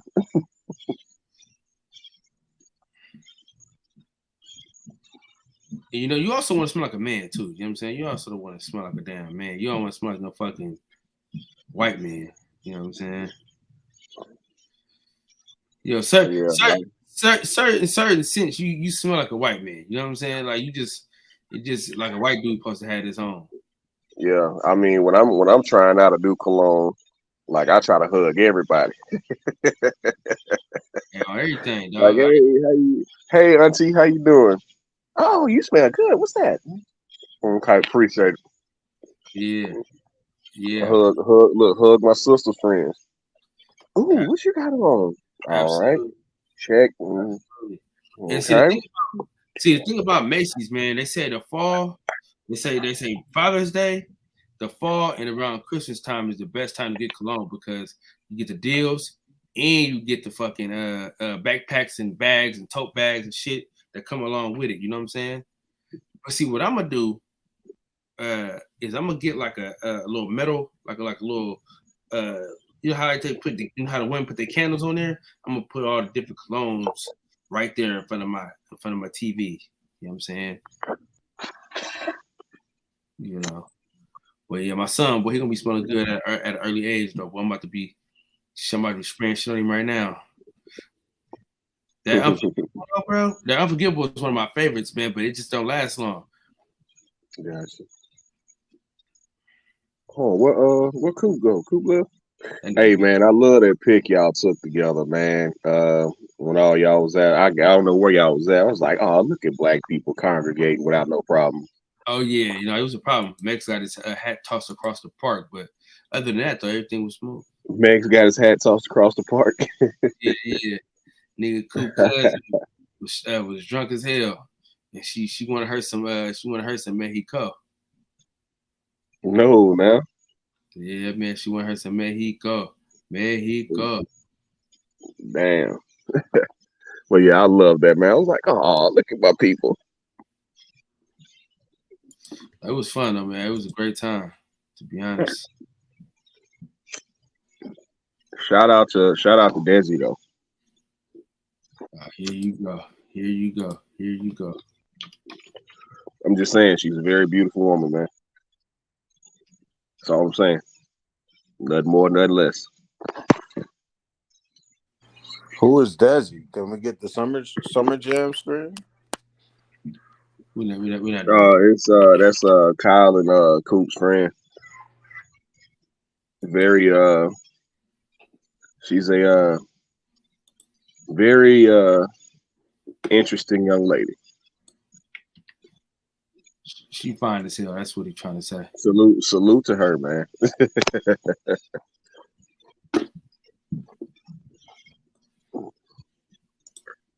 But yeah, was there any other fights announced, DJ? You know they shaking up the cards, so okay. Yeah, because they had to move some fights around. But I'm glad they finally announced Islam Makhachev and Oliveira too, because you had Islam trying to talk his way into a fight with Leon Edwards.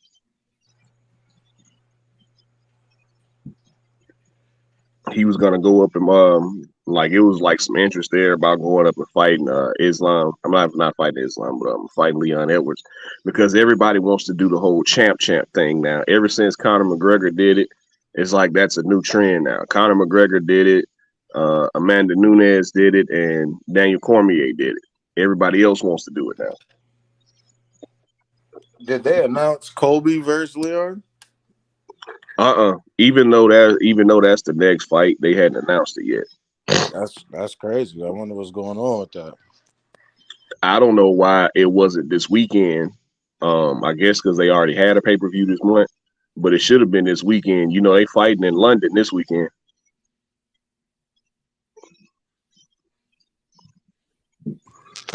They trying to screw Leon. They trying to fuck him over. Personally, I don't think Colby deserves a shot, but Dana White likes him for some reason, even though he's 2-2 in his last 4 fights and he hadn't beaten anybody in the top 5. How did he? But my thing is, dog, how did Leon Edwards beat Kamaru Usman so many fucking times? What the fuck, man? Man, he's good. He's good, bro. He's good. I thought Kamaru Usman was better though. He was until he got head kicked. Yeah, he was winning that fight and then he got head kicked. So I'm talking about the rematch though. He didn't look good at all in the rematch either. I mean, he was hurt, man. Kamaru he old too. Yeah, I think Kamaru is what, 36? Yeah, I want to say. And he got bad knees. And he's got horrible knees. Like he can barely walk up and down stairs, man. He's got terrible knees. He's been wrestling since he was what, 11, 12 years old. So his knees are completely shot. And that's probably why my knees is fucked up, DJ. That's probably why I got these badass knees, man. Why wrestling? Fucking wrestling. Now I know why. Okay, I get it. Well, bro, if I would have known what I know now, I'd have been wrestling too in high school. If I'd have known what I know now. I was a fuck up though, man. I couldn't keep my grades up to save my fucking life. Shout out to G Rob, man. Salute to you, man. Bro, you can't beat a nigga. Got Camboso, you can't beat a nigga. You can't beat a nigga who can just take you to the ground and just have it. Let me tell you something, dog. You know what I'm saying? When I be in that club, dude, people think, oh man, this dude, he can't do nothing, bro. He little, right? And man, I get to wrestling these niggas up. You know what I'm saying? Niggas be like, oh, yeah, nigga. I didn't know you could do that, bro. Yeah. Nah, you know how it's a thread out there, right? It's a thread out there right now on Twitter, right? Where guys who played basketball in high school and they talking about how they played against some guys that are in the league now, and that let them know that they weren't gonna make it anywhere in the league. It's like, I played against Kawhi in high school, and he gave me he had 44 at the half. I played against, one guy said I played against Anthony Davis. I played against Derrick Rose. Like, yeah, at that point, I knew basketball was in my future. That nigga hit another gear. Combo, what's up with it, bro? Ain't shit, man. Just got done arguing with somebody on a fucking dumbass shit. It's some dumb. This generation of women is stupid. But we just gonna go ahead and be done with that. But the thing but back to Usman and Leon Edwards to segue to last weekend with Frank Martin. That? Oh, okay. I know. To segue to that. Like, my takeaway from that fight was, number one, I thought Frank Martin was losing the fight going into the 12th round. I have yet to watch that fight. Man, he was down one round. Really? And that knockdown, if he didn't knock Hartunian down, he loses that fight. I mean, that fight is a draw, or he loses. I've only seen 3 rounds in that fight, and I turned it off. And I was like, this isn't a good. I don't want to. It's not a good measuring stick because he didn't. From what I've seen out those 3 rounds, he didn't look like him. I don't know. I just don't look right. I don't know. Don't get me wrong. A fight is a fight. It just don't look like. It looked like he was trying out some stuff. Like let me perfect some things in the ring. This wasn't him being. That wasn't who I know him to be. The way he was fighting wasn't the way I know him to fight. He wasn't. He was real stiff. He wasn't fluid. And I was like, he's working on something. So this is a guaranteed win. This is a real, trying to really work out some kinks in real live time.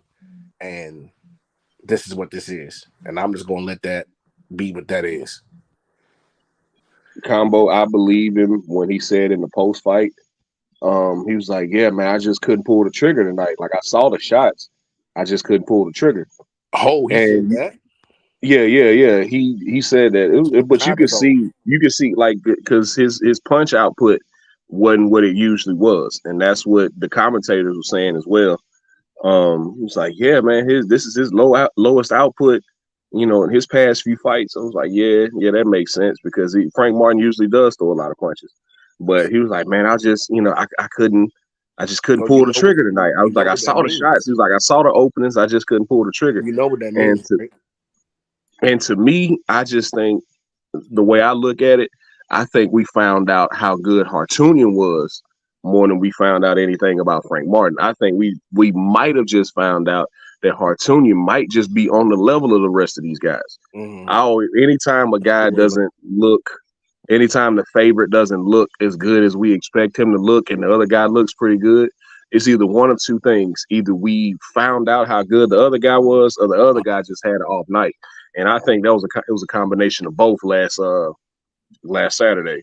I think Frank Martin had an off night, and I think we found out how good Hartunian was because this guy was undefeated. He is an Olympic bronze medalist. He wasn't just coming across the world to lose. So I think we found out how good he was. I do believe a lot of times we either overestimate or underestimate the opponent, or that we either overestimate the A side and we underestimate the B side. Like we'll come in and say, "Oh, this guy, this A side, he's way up here and he's supposed to look like this," and then we'll get a reality check and say, "All right, you know what? Maybe he's not truly what we were putting him at. We need to be realistic and really see that." But this is the strange thing about that. How old is Frank Martin? Isn't he in his 30s? Nah, he's 27, 28. He's 27. He's in his late 20s. He's in his late 20s. He's in his late 20s, but he's not as active. Yeah, this is his first fight since Rivera, isn't it? Depending on his next fight, we really need to see him in the ring again and soon, because this can be father time. Nah, he's in, and physically he's in his prime. Yeah, physically, but he's still young in his career. He's still young in his career, but physically he's in his prime. You're like you go through a thing where you see the punches, but you can't slip it. You know how to slip it. It's just that your body just won't do it. You're a split second slower. You're a split second off. Like Lomo was when he fought Haney. Yeah, you do have fighters that can offset timing and throw your timings off, but Lomo just was a little bit slower than normal. Roy Jones, and let's get away from Lomo and them Hanks. I know Kyle gets all sensitive, but Roy Jones, when he lost that split second and that father time started knocking at that door, you have those moments where it's like, yo, it's there, but I just for some reason I can't get to it. And if you don't change the way you fight to a style that is more conductive to what your body can actually do, you're going to tank. I'm saying that hopefully this is wrong, but I'm thinking this could be hey, he hasn't been active, like you said, since Riviere. Like, what the fuck was that, 2021? What's that? Frank Martin last fight, is it like 2021? Nah, he fought Rivera. What, the end of last year, wasn't it, Kyle? I don't think that was in the last year. That was in the end of 2020. Yeah, that was at the end. I think that was at the end of last year. He been active, but his problem was he was active in the end of he didn't fight. I'm gonna tell you what the problem. Because he fought twice last year. He fought Marinez and he fought and then Rivera last year. Let me tell you. That was his first fight this year. Let me tell you what the problem was. He wasn't using his jab. That's the ultimate problem, because he wasn't using his jab. If he would have been using his jab like he was supposed to, he'd have been got dude out of there. And he fell up. You gotta see him in there again. You gotta see him in there soon. Now listen, the thing is, he fell in love with his power too much too. And I'm not gonna judge him off this one fight, because sometimes that just be what it is. Like DJ said this all the time with the UFC dudes. Sometimes they just say, "Man, I just wasn't feeling it tonight." Like she walked out, and I wasn't feeling it. So it probably could have been like that, because at the end of the day, bro, he hurt him in that 6th round, right? Like could have got him out of there. And then he just overshot his load, didn't jab, didn't set anything up. He was just swinging for the fences. And then I just feel like if he would have been jabbing it and setting it up like Derrick James was telling him to do, yeah, it'd have been an easier fight for him that night. So that's what I love the honesty. I love the honesty of Derrick James in the corner. See, I love listening to trainers and I love listening to the adjustment. DJ, we got a motherfucking legend in the building. We ain't had this motherfucker in here in forever. Oh my God. Dog. Oh my God. Oh man, what's going on, Best Pugils? Yo, it's good, fellas. You know what? I thought about you last Saturday, man, when I was watching Hartunian, and I was like, yeah, he's an Olympic bronze medalist. And your voice was going off in my head. He's a fucking Olympian, man. It ain't gonna be that easy, yo. It ain't gonna be that easy. It ain't gonna be that easy. He's an Olympian, man. I hold y'all, I hold them Olympians to a higher standard, man. Yeah, that's a fact. That's a straight fact. And that's why I said I think we just found out how good Hartunian was more than, oh man, Frank Martin ain't that good. Frank Martin just got exposed. Like, nah, not necessarily. I think we just found out how good the other guy was. Yeah, that's pretty much it as well. The guy, pretty much like I always try to explain to y'all, when you looking at guys, those elite guys that can make those teams anywhere in the world, and especially here in America, like if you can, when guys is good enough to make their teams representing their nation, they're usually pretty good damn boxers, and because it takes a lot to be able to do that, and specifically. I came to that conclusion over the years, from just, being in the sport and just seeing what these guys have done, historically, and especially here. That's really what my view on that is based on. Because if you look at those guys, the history of the sport, and I usually start with, I go back to about, particularly, like for me, I go back to like Floyd Patterson and up. When you look at these elite guys, they tend to be, when put in a situation, the ones that's good, they generally seem to have this, they just not even just seem to have, they just simply have a better pedigree. They simply have a better pedigree. Them guys that's been top-notch amateurs, most all of them get into the pro ranks and become champions of sort or win some titles. There are a few exceptions to the rules who don't, but the ones that's really good, they tend to do that, and a lot of them tend to do great things in the sport. So that's why I generally tend to lean towards those guys. And when I see an Olympic dude, even from another country, I figure he got to be halfway decent to even have representing his country at all, even if it's a small country. So, watching that dude fight, I was a little bit cautious about him getting blown out real fast, anything like that. Although I do think Frank wasn't quite right though. And what I mean by that is, what it reminded me of when I was looking at him? What's that? Something that happened when I was working with the kid. When I was working with the Irish kid, John Duddy, one time. It was real hot. It was real hot training. And he didn't have quite the zest that he normally had. And we had like a little heat wave that he trained in getting ready for a fight. And he was a little overtrained, and they ended up saying that when he took him to the doctor that he had like a bit of a heat stroke. He didn't quite he couldn't pull the trigger. And that's what I was wondering, because they train down there in Texas, and it's brutal down there, man, when it's warm. Yeah, man, that Texas heat is something different right now. I think it's like 101 right now, man, in the shade. That shit is brutal. That's like over, you're looking at 100 to could be going up as high as 120 degrees. And I think I was watching something the other day, and it was showing that thermometer in the gym, that shit was like 110. Mm-hmm. It's like, God damn.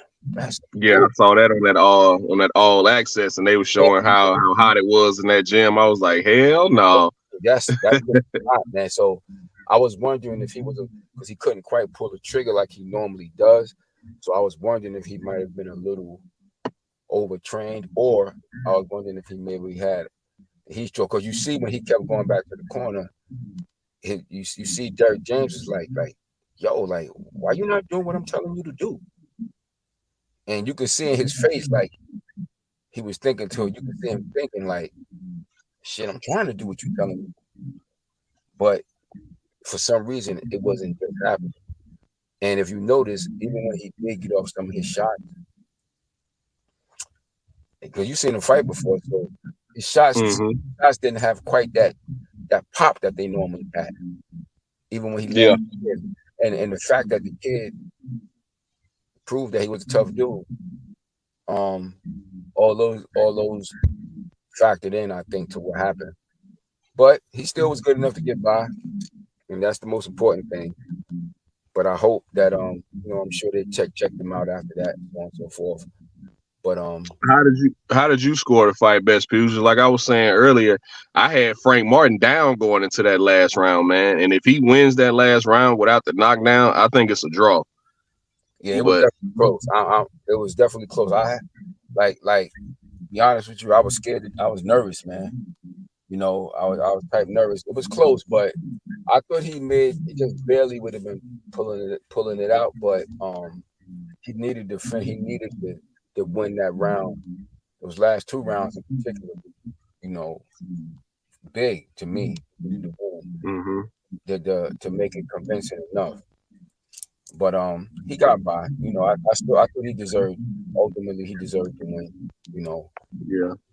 I mean, that's also a good sign of a good fighter. Even on my worst night, I still found a way to win. He can. Absolutely. He can go forward with knowing that, like, damn, I had an off night. But reason why I take him at his word for what he said. Like I've heard UFC fighters or MMA fighters say this before. I've heard boxers say this before. It's just like, even when you making the ring walk, sometimes it's just like, man, you walking out there the whole time. It's like, God damn, man, can we do this shit tomorrow? It's like, I ain't feeling it today. As much as you try to hype yourself up, like, man, I'm really not feeling this shit today.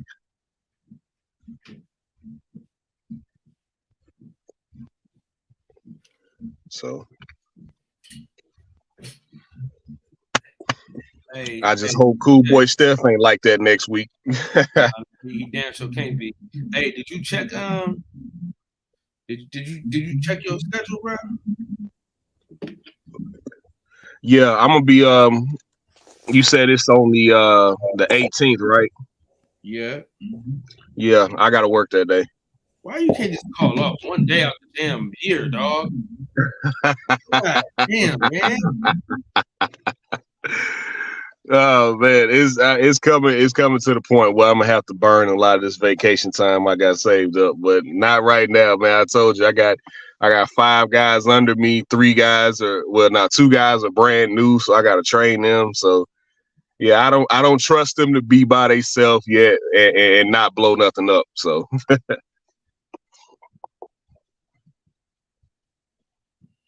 that's some bullshit, man. What about me? I know it sucks, man, because I hadn't been to any fights this year between my promotion and getting this house situated. Like, I hadn't had time to go to no fights this year, and I'm disappointed because usually I try to go to at least 2 fights a year. But the next fight I might go to for real is I'm looking at that Sonny Edwards and that Bam Rodriguez card, man. That might be one I can go to. I really want to go to that card, man, since Clarissa said if Sonny win, he'll get that date. But I think Bam finna beat the living shit out Sonny. Sonny Edwards trying to date Clarissa Shields? Yeah. Sonny asked Clarissa Shields out on a date, and she told him a couple weeks ago, she was like, yeah, if he beat Bam, I'll go out on a date with him. Let me see. Let me see this nigga look like. Oh, word. Yeah, yeah, but too bad he fighting the best guy at 112 and 115 in my opinion, and Bam Rodriguez. So His I ass. want to see how Bam comes back from that broken jaw, man. He was in a rough fight his last fight.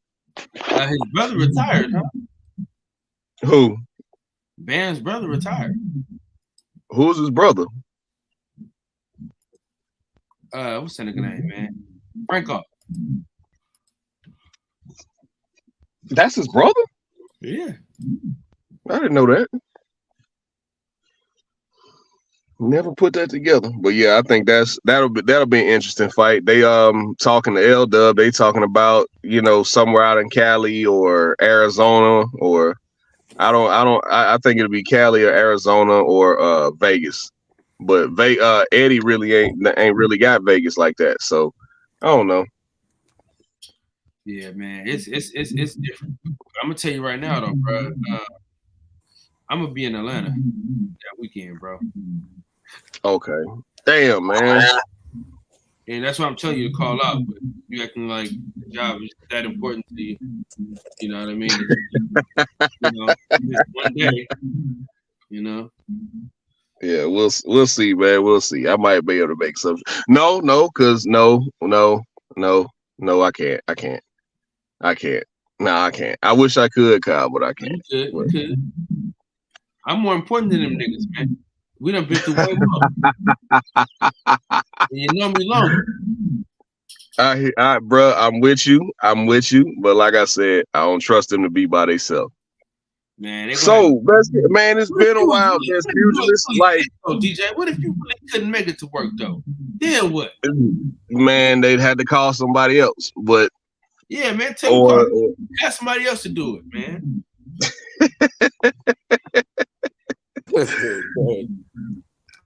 So it's been a while, best people. So let me go back a couple fights, right? So, what did you think about Boots' performance? He did what I expected him to do. Against that style of opponent. The old cliche. It's a true, but styles make fights. A lot of people was trying to criticize him over that previous bout. Take tango, man. You can't be looking. You're not going to look good against somebody who's not there to fight. He's just trying to survive, and it don't mean nothing anyway. It really didn't mean nothing anyway. Like me and Cinto was talking about this. I was like, I'm always hearing people talking about, oh, he ain't ready. He been ready. Boots been ready for any of them guys. Thank you. He been ready for any of them guys. Styles make fights. Like I ask people all the time, do you remember who Floyd Mayweather fought before he fought for the title? I do. And I remember he looked like he didn't look that good. And it made me change my mind. I only bet against him twice. I bet against Floyd Mayweather twice in his career. And it was for the first time I bet against him was when he was fighting for the title. Because I saw his fight before that, he didn't look that good to me. So I thought he might not have been ready. Although prior to that fight, I was picking him to be champion, but I didn't like what I saw. So I ask people all the time, y'all, since y'all such boxing experts, who did he fight? Who was the guy named? Do you remember it? Did you see the fight? He looked like shit in comparison to what he ended up doing when he won that damn title. Same thing. You can go back in the days with Muhammad Ali. Who did Muhammad Ali fight before he fought Sonny Liston? I'll ask the boxing experts. Who did he fight? Most of them don't even know who he fought. He fought that I said a lot of people don't remember. Yeah. What is the white boy that dropped him? That's right. Yeah, Henry Cooper. He looked like shit. Why do you think he was a fucking 7-1 underdog against Liston?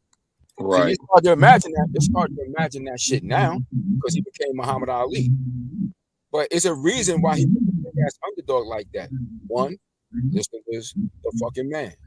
Two, he didn't look good in his fight just prior to that shit. Those things factored in. But when it counted, they another Olympic fighter stepped up when it counted. You understand? St. Liston was a great fighter. He didn't have the Olympic pedigree amateur pedigree that Cassius Clay, aka Muhammad Ali, had. So it showed up when it counted. So I don't get caught up on that. Yeah, he looked this way. So what? It don't matter. He ready. That boy been ready. He already right now. He got over 30. He got more fights than Errol fucking Spence right now. Now, granted, some things happened to set Errol back a bit, but his father did a great job with him, kept him active.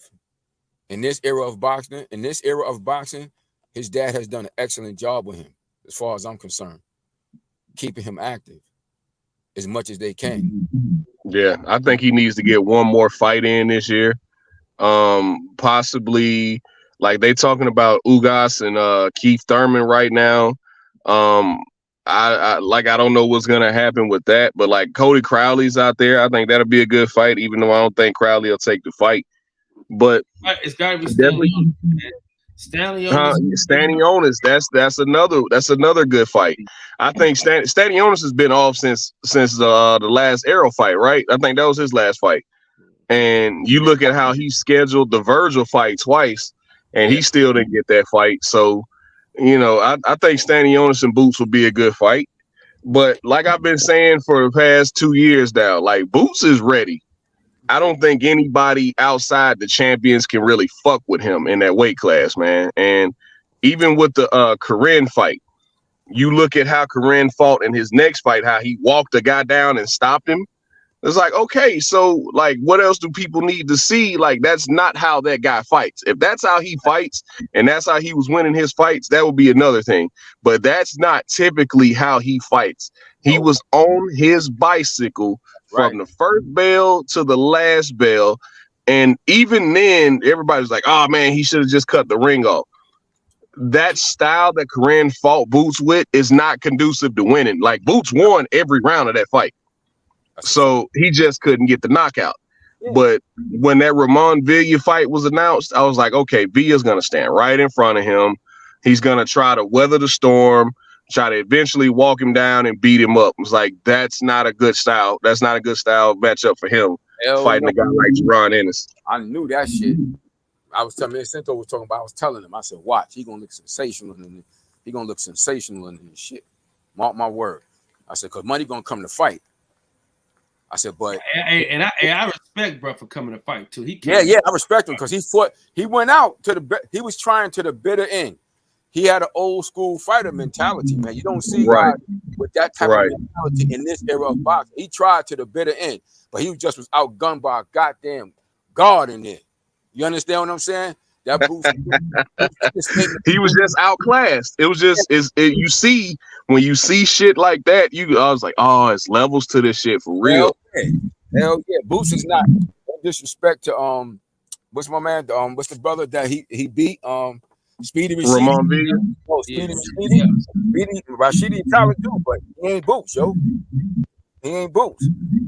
Even though I think Rashidi got robbed in that fight, but no, I don't think he got robbed. I thought he deserved to win, but the way money came on at the end, it gave credence to the fact that you can kind of have to live with this shit.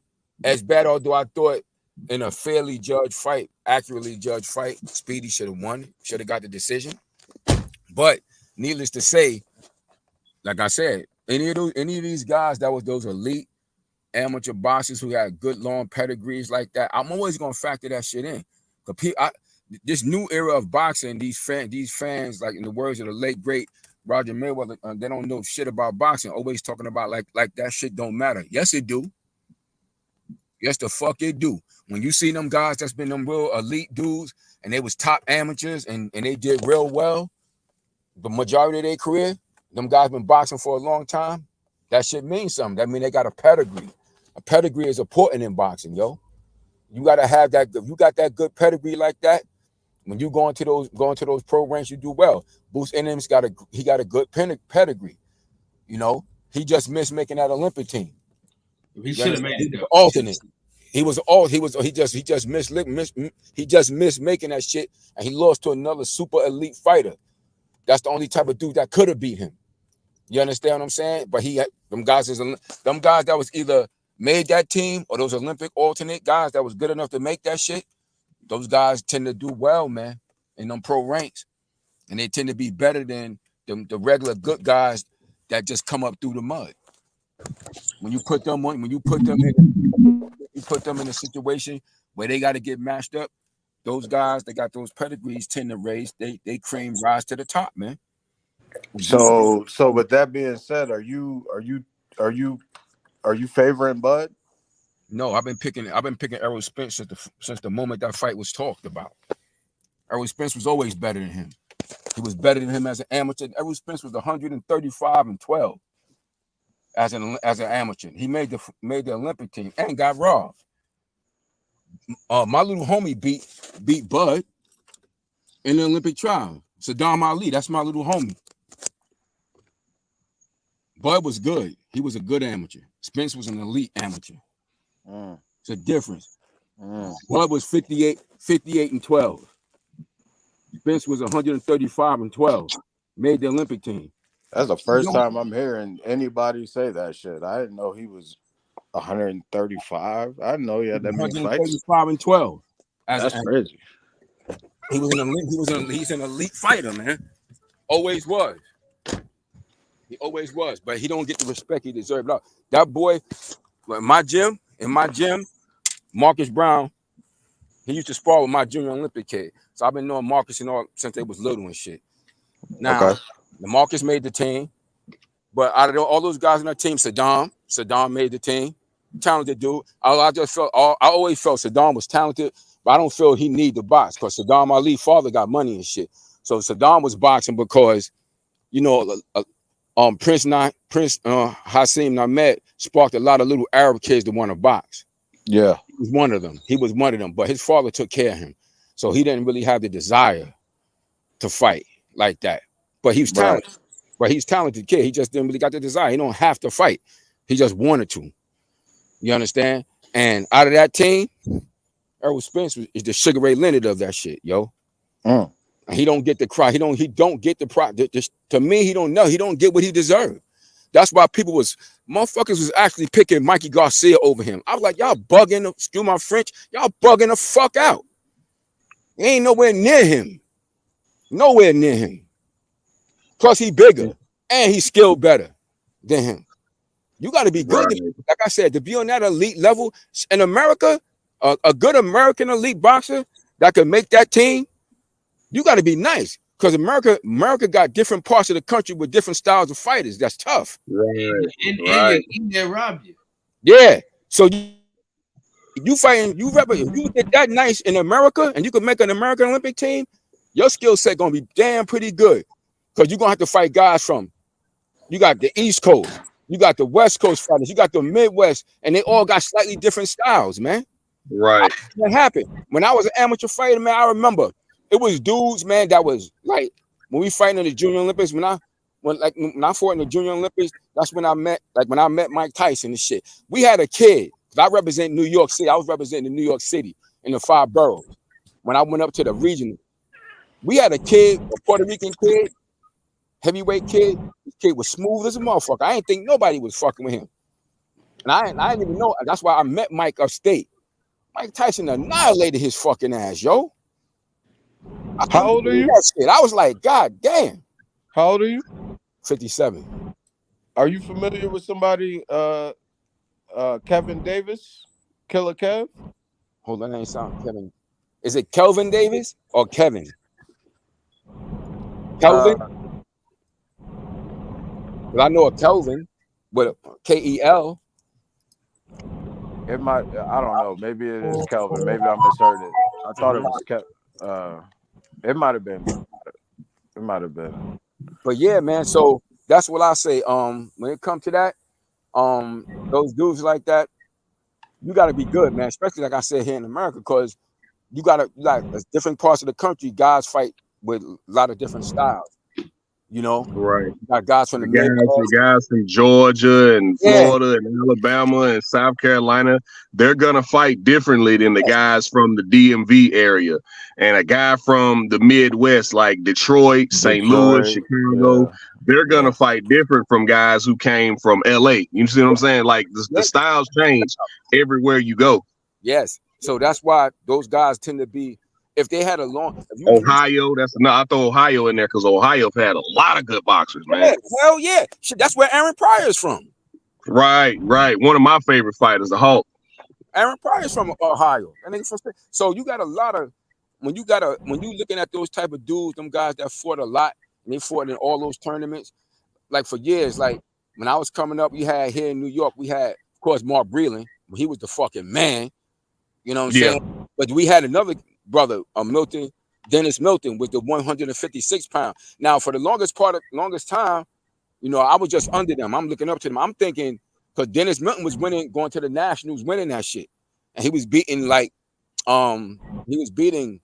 Frank Tate and all of them and shit and that shit. But then when they counted, Frank Tate beat him. I was sure. And 80, I would say 82, 80, maybe like in the 81 to 82. You asked me, I was sure that Dennis Milton was going to represent America, but nope. So where did Poison Jones, did he ever make the Olympic team? No, he he won the New York City Golden Gloves a couple of times, but okay, at that time you had people like Kelsey. You had in that time, you had like people like smaller dudes like Steve McCrory, Milton McCrory brother. I forget this brother's name, man. He was real nice, man. Like when I fought in the JOs and going into the seniors, it was his light. I forget his name. He was light skinned, pretty boy brother. He was nice. They thought he was going to be the Sugar Ray Leonard of this shit. And then he was fighting like 112, and then he got upset at the Nationals, and then he came back heavier, and he never been but he materialized to what he was going to be. You know, like prime example. Now, who we all know and love is like Evander Holyfield, but at 178, right. At 178, it was this brother from Detroit. He was with Emmanuel Stewart, the Kronk boxing team. His name was Ricky Womack. He was the fucking man, yo. He used to be beating Evander. Then Evander flipped the script and beat that motherfucker when it counted. You understand? They keep because you're gonna keep having to fight these dudes in these tournaments. You can't duck them. Yeah, you don't get the game. What's up, Sento? You don't get the game plan or nothing, man, for these amateur tournaments. Yeah, you can't duck them. You know what I'm saying? So, but eventually you keep fighting. You same thing, like Michael Nunn, for instance. Like Michael Nunn, yeah, 65. Like what's his name was beating him. And I think if I remember correct, I think Frank Tate, because he ended up beating Dennis Milton and he beating him. But then again, shit, when they turned pro, shit, Michael Nunn beat Frank Tate. Yeah. You know, so I have to factor that in, man. And I ain't taking nothing away because when people hear me say that shit, because y'all know, DJ, I've been saying from day one, I was picking Errol Spence in that shit. And it ain't because of that Olympic pedigree. Yeah, and it ain't because he's little or nothing like that. Now I do think that if anybody could beat Errol Spence, it's Terrence Crawford, though. Mm-hmm. I do think that if anybody could beat him, it's him. If he fight like he's capable of fighting stylistically, I mean like moving some, don't just stand there and fight with him. Nigga. Like move a little bit and use his ability to move and stuff. I think he could pull it off. But I just me looking at what I'm seeing, I can only go by what I've been seeing. And like I said, Spence done showed me that special thing, man. That's why the motherfucker got killed. How he survived that car accident, I don't know. You know, I don't know how he survived that shit flipping over like that. And then people try to downgrade it, like, because they be trying to kind of, you know, they be kind of cocking on Danny Garcia now, but he came right out and fought Danny Garcia, yo. That fight was already in the motion before he had the accident, and he still came out and took that fight. Right. In his comeback fight, he didn't just fight any old guy. He fought a former champion in that weight class. So yeah, you know what I'm saying? So I'm like, damn, you know, that's that elite special stuff that those type of dudes tend to be able to do. Yeah. They tend to be able to do that, and they like you hear him right now. He didn't let them. They was trying to maneuver him to take that Keith Thurman fight. That Keith Thurman fight. They kept pushing Keith Thurman on it. But he ain't do it. You see? Yeah, he meant what he said. He was like, I ain't ever fighting Keith Thurman. When it was time for me to get my shot, Keith Thurman didn't want to fight me. He was telling me I need to do this and do that. It's like, so when he was like, man, remember he used to say tables turn. So when the tables turned and Keith Thurman was out here trying to get back in the mix, he's like, nah, I ain't fighting Keith. Nah. And he stood on that, which I applaud him for that. But I've always said, man, the thing with Terrence Crawford and Errol Spence, I think it's a true 50-50 fight. It can go either way. Mm-hmm. But I've just always felt as if Terrence Crawford ain't going to hurt Errol Spence and knock him out the way he's been. Because you notice the way when Terrence hits guys with stuff they don't see, it stuns them. It's like it's almost like they freeze. And it's like, okay, shit, where did that come from? And he jumps on them and gets them out of there. I think he's going to catch Errol like that, and Errol's not going to get hurt. Yeah. And if you don't have Errol Spence's respect, like it's just going to be a steamroller coming downhill, man. You look at how he beats the fight out of guys, man. Like he closed and fucked up Ugas's eye. But Sean Porter was a good back and forth fight, but he beat the fight out of Mikey. He beat the fight out of Danny. He beat the fight out of Algieri. He beat the fight out of Kell Brook. Like, man, he breaking people in there, man. And if Bud can't knock him out, I don't see a path to where Terrence Crawford can beat Errol Spence. He can make it a good fight. He can really put some shit on Errol and make Errol like, all right, back up for a second. But if he can't really hit him and hurt him, I don't see a path to where Terrence Crawford can beat him. Yeah, man, he's a natural welterweight. He's a big dude. He's a naturally bigger guy. And also, like I said, like a lot of people talking about, oh, he's basic. That's all you fucking need to be. Right. It's the reason why the basics still work. That's all you need to be. You don't need to be, You don't need to be all overly flashy. You need to be basic. And like I said, generally speaking, like I said, when you look at these guys that had these long amateur careers that was good, like them, you get trained how to box as an amateur. See, that's what people don't know. The whole purpose of amateur boxing is for you to learn how to box. Now, as a professional, you add the more subtleties, the more subtle things to it. So, like when I was coming up, we had the white and the black glove with the white tip on the glove. You got the ability to box. Now it's about just throwing a bunch of goddamn punches, man. Because that was just their way of finding a way to cheat the Americans out of fucking getting medals and shit like that. Because America be represented by black boxers. That's why Keyshawn is like, that's what he was telling Andy Cruz, because you see how they building up Andy Cruz now. I think he's in his third fight. I want to say his third pro fight, and he's already fighting 10 rounders.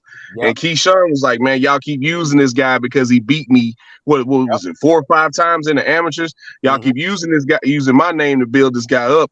You can't just throw them pitter-pat punches in the pros. Like, you got to turn that shit over. Yeah. So I seen his last fight. He can't beat Keyshawn. I didn't think he beat Keyshawn Davis in that gold medal match. I didn't think he beat him either. Me neither. Yeah, I didn't think he beat him either. But because there's a lot of hate. It's a lot of hate for America when it comes. I don't know how they gave it to him. I'm like, bro, he didn't win that fight, dude. Like, dude, because it's a lot of hate for America. 4 rounds.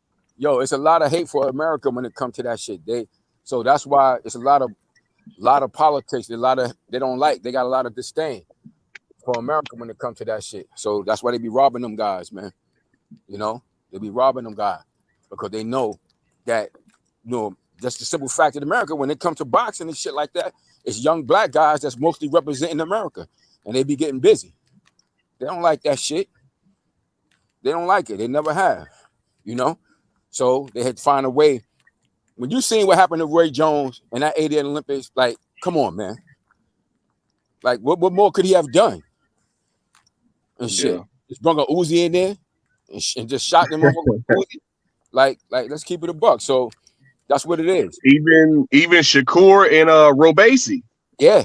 When Shakur fought Robeisy, and now we see how good Robeisy is, but like I thought Shakur beat him in the Olympics, but See, they robbed Floyd Mayweather in the Olympics. They robbed Right. They in '96. They robbed Floyd. that shit was so bad. One of the judges, he quit being a judge after that shit. You know? Yeah. So the fact of the matter is, you know, when you're looking at like I said, those elite status fighters, they're good. Like I said, don't get me wrong. Terrence Crawford is very capable of winning that fight, but it's going to take his best performance of his career to pull that shit off. Because Errol Spence, like I said, he got this mentality. He got the mentality. He got the skill set. And he got the pedigree. Yeah. Everything in his favor. And he got the size. Everything is really in his favor to win that shit. Have y'all seen the pivot interview that Errol Spence did yet? No, Yeah, I seen some of it. I seen half of it. Man, like the way he's breaking down his mentality, he was like, a lot of times he was like, I'm not even sitting down on these punches. I just want to touch you. I just want to touch you. Just keep touching the body. Keep touching the body. And eventually the mind will take over. Like, damn, he keep touching me. He was like, it's almost like what's the analogy he used? I hadn't heard this one before. He was like, it's like a drop of water on a brick. Yeah. If you keep dropping if that water keeps hitting that brick in the same spot, eventually that brick gonna crack. Gonna crack. So that old Chinese torture shit type thing. Yeah. Yeah, it's tough. It's gonna be interesting, man. Because like I said, you know, Crawford's super talented dude. Can y'all hear me? Right. Yeah. Yeah. Yeah, Cinto, we hear you, bro. What's going on? What up, I've Cinto? been having audio issues for the last few weeks. The stuff don't want to connect to my headset, man, for some reason. You connected now, baby. Yeah. Yeah, we hear you, bro. We hear you. Connected on the right day at the right time with the right people on the right podcast. Damn it. I'm on my tablet right now, talking direct. But hey, Yeah. I think the opposite of what you were saying, DJ. I think Earl needs to stop Bud or hurt him a whole bunch of times in order to win a judgment. I don't think I think he needs a knockout or he needs to hurt him quite a few times to win a judgment against Terrence. I think Terrence will outbox him otherwise. They both are strong. Of course, Earl is just naturally cock strong, and he body punching is his natural thing. I mean, that's his specialty. You know what I'm saying? He'll take you out in that body in a heartbeat. But I know Terrence, you hurt him. If you don't hurt him real good, you waking up a pit bull at that point. Mm-hmm. He gonna come. He looks for the fight, and they both dogs, man. Both them kids are dogs, and I got 50-50 on them too. Mm-hmm. But I think if it goes to the scorecard, if Earl doesn't hurt him enough, I think he'll beat Earl on the scorecard. But I think the knockout, I give Earl a better chance of stopping Terrence than vice versa. But you know, Terrence is capable. We just hadn't seen Earl in one of those situations. So, well, I think. Yeah, go ahead, finish. Yeah, hello. Yeah, you can finish. Yeah, I'm about to say I'm still here. I don't know what happened, Cinto. Yeah, what I was gonna say is like I went on mute, but somebody got a little puppy or something in the background. Nah, that's me over here, but y'all came outside over here about my job or shit. Fucking birds out here.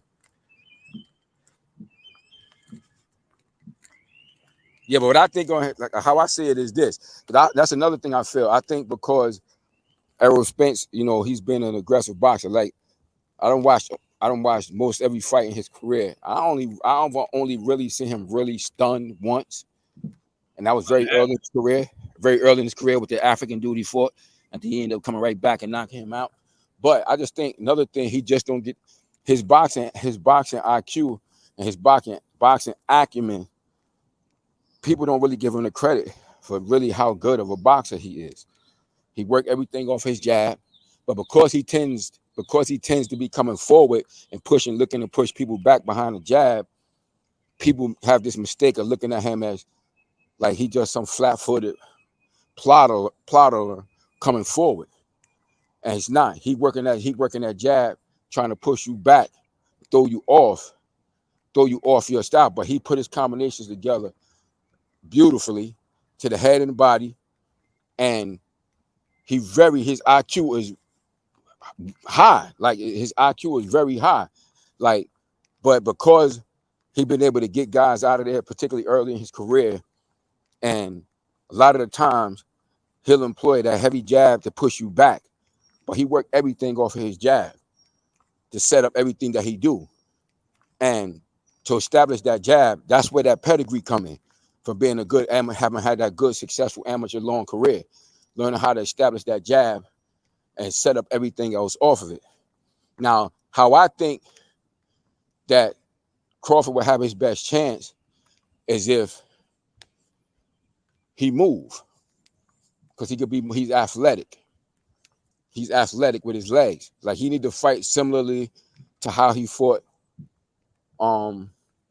What's his name? He just fought the other day. He just fought recently. Postal, yeah. He need to fight like how he fought him, because I would expect that Errol gonna definitely try to come at him behind the jab, very similarly to how he fought Ugas. He's gonna fight similarly to that, and if he does, Terrence got to just step around him with the jab, step around him, let him come to him, step around him with the right jab, fight out of the southpaw style, step around him with the jab, let his combinations go, especially early on. See, but I don't think that's gonna happen. See, because they think Marvin Hagler. Basic. That's what they saying. Crawford is Marvin Hagler in this fight. Errol Spence is Sugar Ray. What I mean by that is this. Marvin Hagler lost that fight to Sugar Ray because of his mentality. Should have beat Sugar Ray in that fight. And it should have been a decisive win. But you know why it wasn't? Because Ray Leonard was Sugar Ray Leonard. Marvin Hagler was Marvin Hagler. I gotta disagree with them. You understand? Marvin Hagler is the one who got it out the mud. He was an AAU champion. Sugar Ray Leonard won everything else. He was a fundamental fighter, and he was very consistent, and that's Errol Spence. Who? The slickster was Sugar Ray, and I think the concept is a little different. I think even Errol Spence is referring to himself as Marvin Hagler, and Terrence as Sugar Ray in one of his interviews.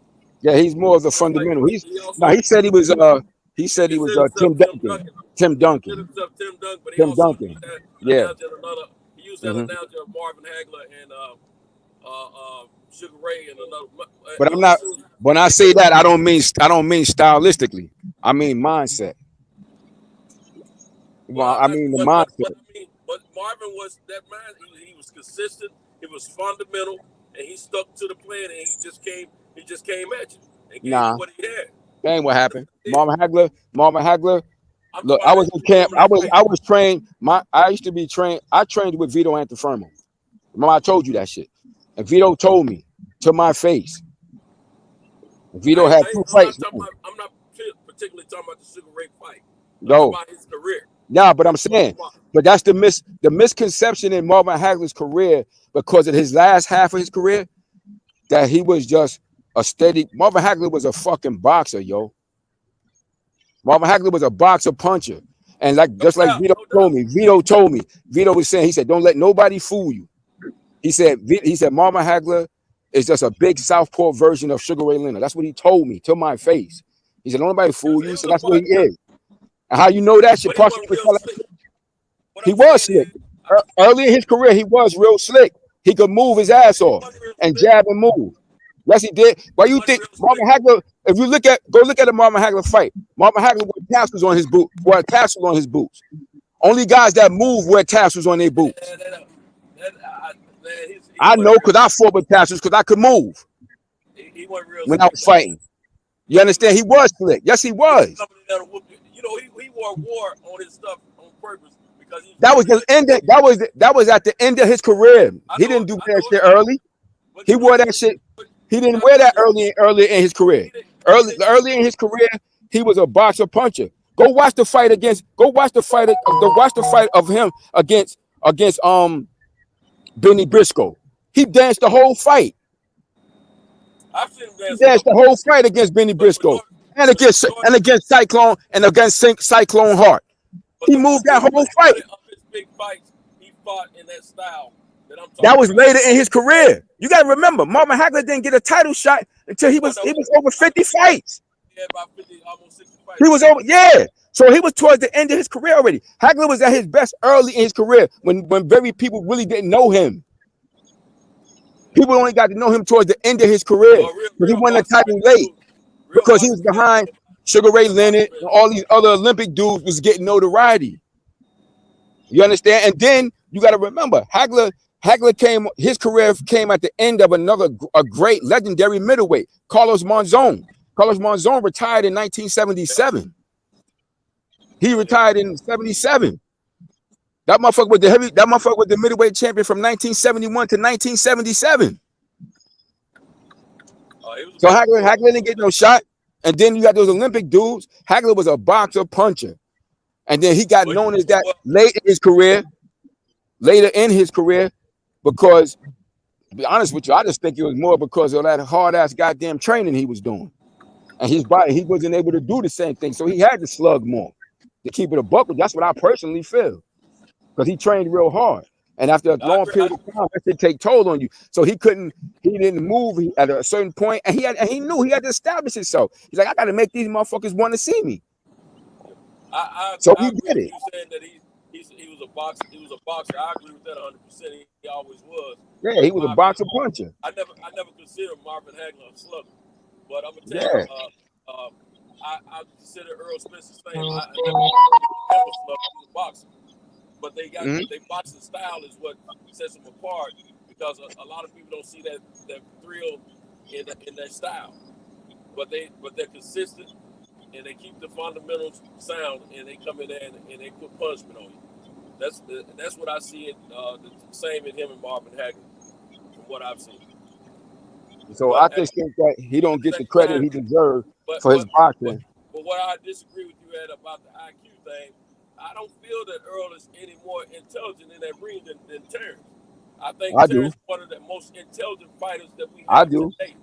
I would say they're either real close to the same, or Terrence got to get them. I do. I feel like Errol Spence. I always felt Errol Spence had a better boxing IQ than him.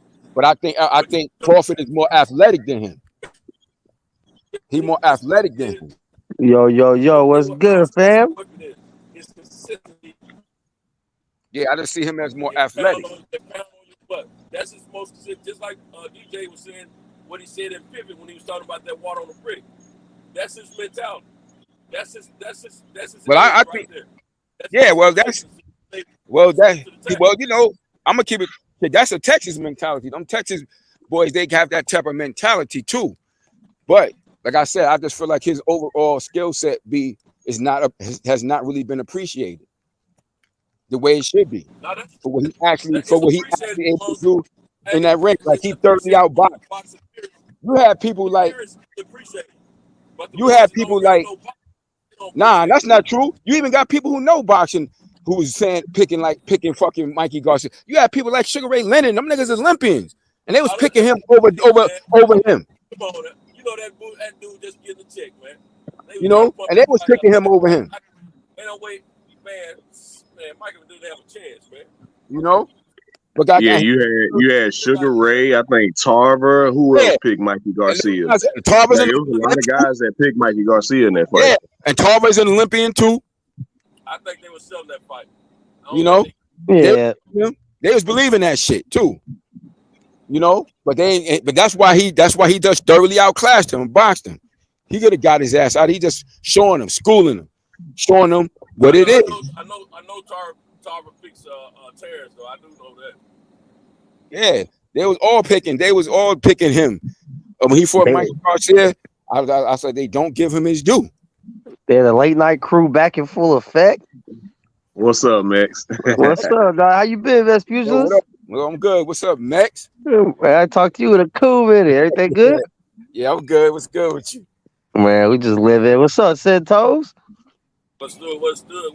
My OG, a DJ on the late night. What the fuck? I can't wait to. Yeah, we in here, man. We in here. Next week is on and popping.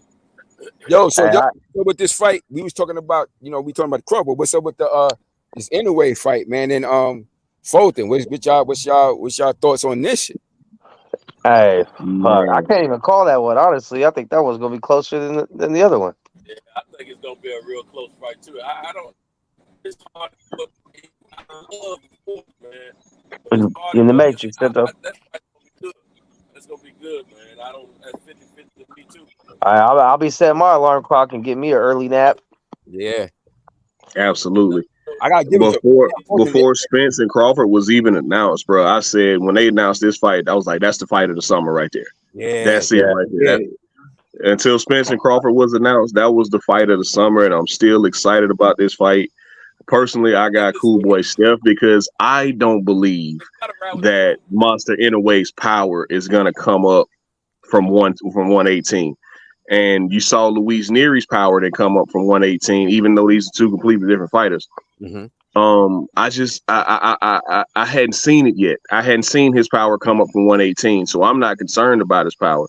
My only concern in this fight is going to be whether or not Cool Boy Steph decides to make this fight a lot harder than it has to be. Yeah, he always does. He tend to do that. I mean, but the thing is, I don't think Cool Boy has enough power to keep Monster off of him. No, he's not a power puncher at all.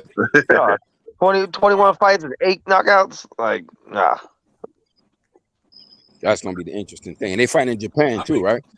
Yeah, they fight in Japan. That was my only pushback on this fight. It's like, fuck, bro, I don't want this fight to be in Japan for this very reason. I didn't want to have to wake up 5 o'clock my time to watch the fight. And they will take that shit too. I'm just saying it's gonna be interesting because, like you said, he'll tend to fight a guy's fight to try to outwill him too. So I don't know, man. I'm looking forward to. I'm rooting for him, but I don't know. Yeah, man, I don't know. It's another true 50-50 fight. But my biggest question is, will Monster Inouye's power come up from 118? Mm-hmm. That's what I want to see. I think even if his power that he's shown doesn't come up, he's still got more power than Cool Boy. Like, even if it's half the power, it's still more than Cool Boy. And Cool Boy's last performance was, against Danny Roman wasn't dominant. Oh, it was dominant. In my opinion, it was dominant. He just made the fight a lot more interesting than it had to be. Like, that's even with the Figueroa fight, man. Every time he could land that right uppercut all night if he wanted to, and he did. Mm-hmm. So, like, I didn't think I thought the fight was close, but I didn't see a majority decision. I thought it was unanimous. I had him winning 7-5. So, yeah, man, we're gonna see. 7-5 though against Danny Roman. I mean, that should have been a wash, man. Like, especially after Figueroa was a great performance. Yeah, it's gonna be interesting. And I just look at how Cool Boy's been punched on by bigger dudes, man. Mm-hmm. And I look at the guys that he trains with and the guys that he gets punched on by in sparring. Like, he's not fighting against 120. He's sparring welterweights and super welterweights. So I don't think the power is gonna bother him. I think if Monster Inoue can stay active, if he can stay busy and keep Cool Boy Steph on the back foot, that'll determine a lot too. But the counters from Cool Boy Steph are gonna come in that way too. So we'll see, man. We'll see. I think body work from both of them is gonna be telling. Yeah, I think it'll be very, very interesting. You know, the first 5 rounds of that fight, I think it's going to be very interesting. But after Cool Boy Steph shakes off that 14 month layoff, once he shakes that off in the first 3 rounds, I think we're going to have ourselves a fight. And I say from the 8th round on, I see Cool Boy Steph absolutely putting on a clinic at that point. And then we're going to have to pay attention to the damn judges, yo. I'm telling you. That boy, Inoue, is a superstar over there, yo. He's a national hero over there in Japan. So. Yeah, they released the judges. What was it, yesterday or the day before? Like, no judges from Japan, no judges from America, and I think the referee is from it's either from Panama or the Dominican. I think it's Panama. I want to say. So, but I give Steph credit, man, going over there like that. I give him credit for even doing that shit. He's a bad boy. Steph's a bad boy, man. He got hard. Yeah, that's that big champ shit. He's got strong IQ. If he can take the power, which I want to think he can, if he can take the power and be pushed off his square, I give the edge to Cool Boy. And I'm rolling with him regardless, you know. But anyway, to me, he got a little scary power, man. I mean, you know, I gotta see him against somebody like Cool Boy to determine whether or not that power is super real or not. Yeah. I just seen something about anyway yesterday about I think he didn't take one of the tests because they was trying to get him to take one of them VADA tests and shit. Then they was trying to put it out like he ducked it, but it's not like he really died. That's gonna be kind of interesting too, man. Yeah, I always raise the eyebrow to that too, best pugilists, because you remember they were supposed to fight back in May. They were supposed to fight the day of the Canelo. Yep. And I always thought it was like, okay, that's kind of weird. Like, I didn't want to accuse him because he's never tested dirty. Yeah. But the week after you complain about random drug testing, the fight gets moved back a couple months because you got an injury. You know what I mean? That was always kind of weird, but that whole debate has resurfaced within the past week or so. Yeah. Like, man, especially with the pictures coming out of Monster Inoue looking jacked as he is and the weight that he's put on for this fight. Yeah. So it's like, man, what's going on over here? Yeah, he's a jack, ripped, all that. And I said this earlier. I was like, did you see they tried to give my man Cool Boy Steph a cake when crazy. It's gonna be I got a $50 bet with Steph, man, that Spence and Crawford don't sell a milli. Oh wow. I think they probably get like 700, 800. That fight, that's the biggest fight around the world, man. It's just been under promoted like a motherfucker. This is probably one of the worst promotions I've ever seen for a fight of this magnitude.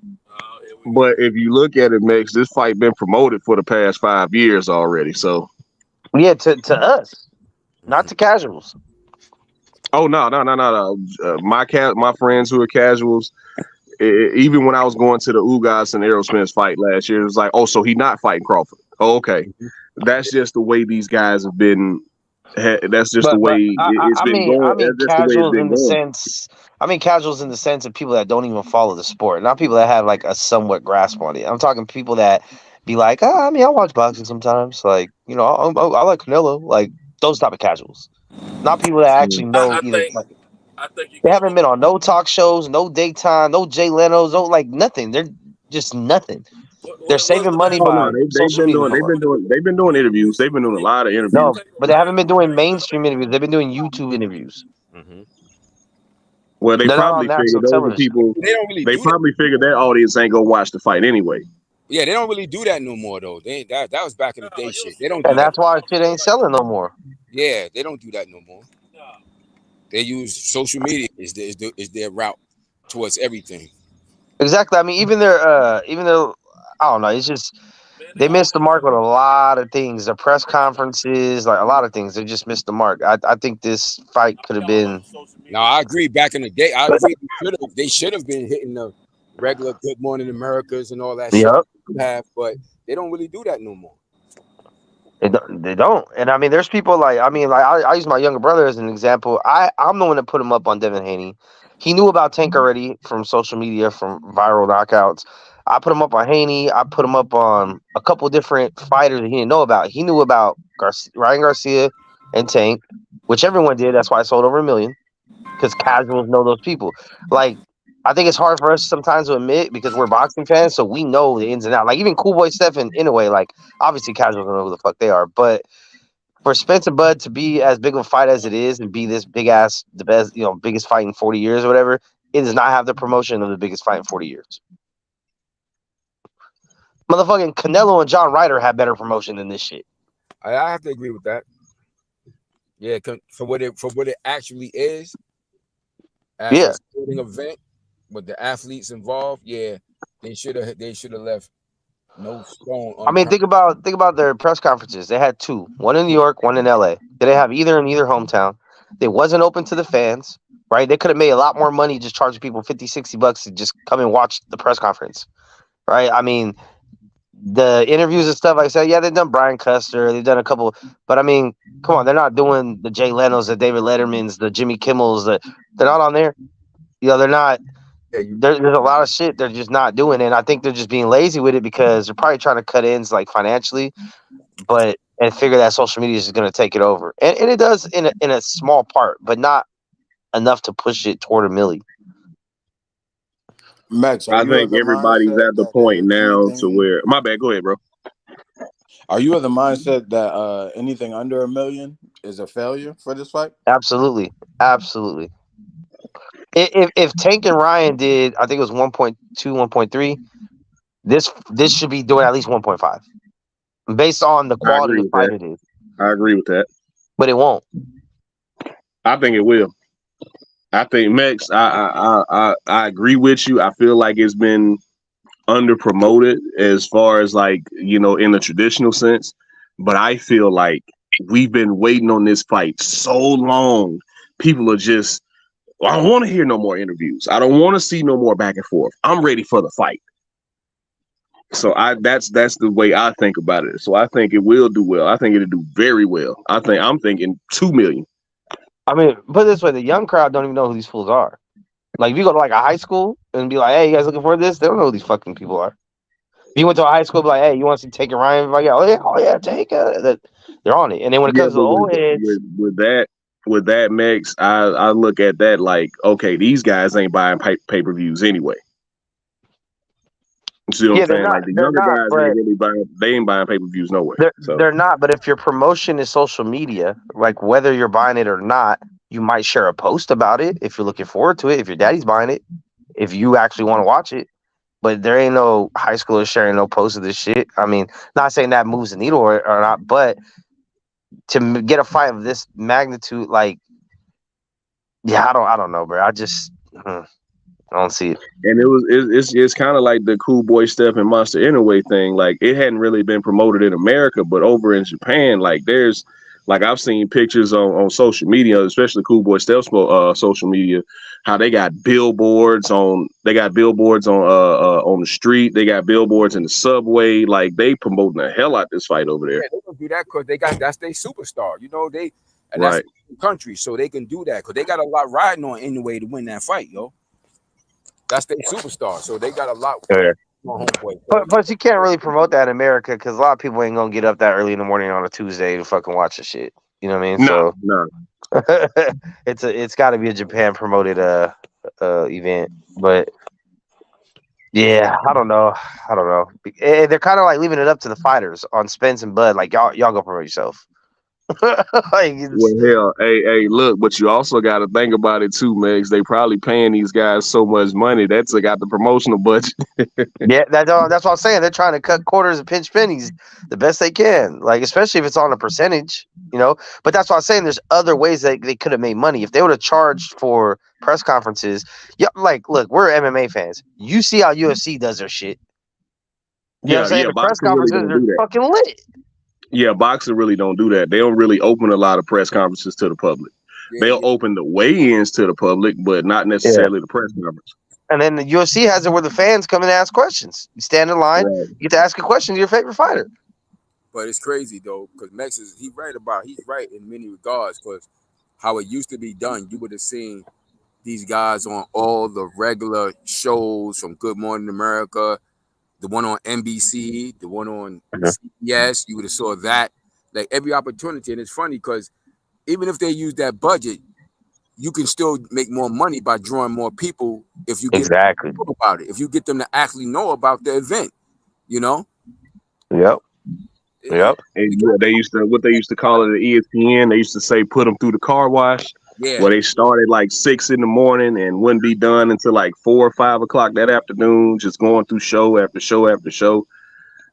Even on Fox Sports, like, you know, they be on show after show after show promoting the fight. So I agree with you on that. It hadn't been promoted on a mainstream level, but yeah, that's just my only pushback on that. I feel like boxing fans have been waiting on this fight so long, it kind of feels itself. There could be so much, especially now with the internet and social media giving you more options. There'd be so much. I mean, they can go like say like a Jimmy Fallon, Jimmy Kimmel, whatever, right? Which will be some funny shit. Probably get a good couple clips out of it. But they could do like that. What was that shit that showed before the sports science shit? How hard does each person hit? You know what I'm saying? Like, oh, you know, the torque from the. They show highlight, like all these things that they're just not doing. Yeah, it's a lot. Because back in the days, you know, you remember, even though y'all younger, y'all still probably caught the end of that era when you would have great like fighters going to Johnny Carson show and shit. Yep. I was babies, Yeah. real young, but they hit those. That's how you got the real casual fights, and because there's going to be a sector, I have to agree with Max, of people who really don't know about this fight. It's going to be the last moment you're going to hear certain people, but it was a time when they would have targeted those type of people earlier in the promotion. You know? Yeah, because everybody that's been waiting for it, we gonna like. I mean, I'm not gonna buy it, but we're gonna tune in. You know what I'm saying? It's for the people that Max, you're not gonna buy it?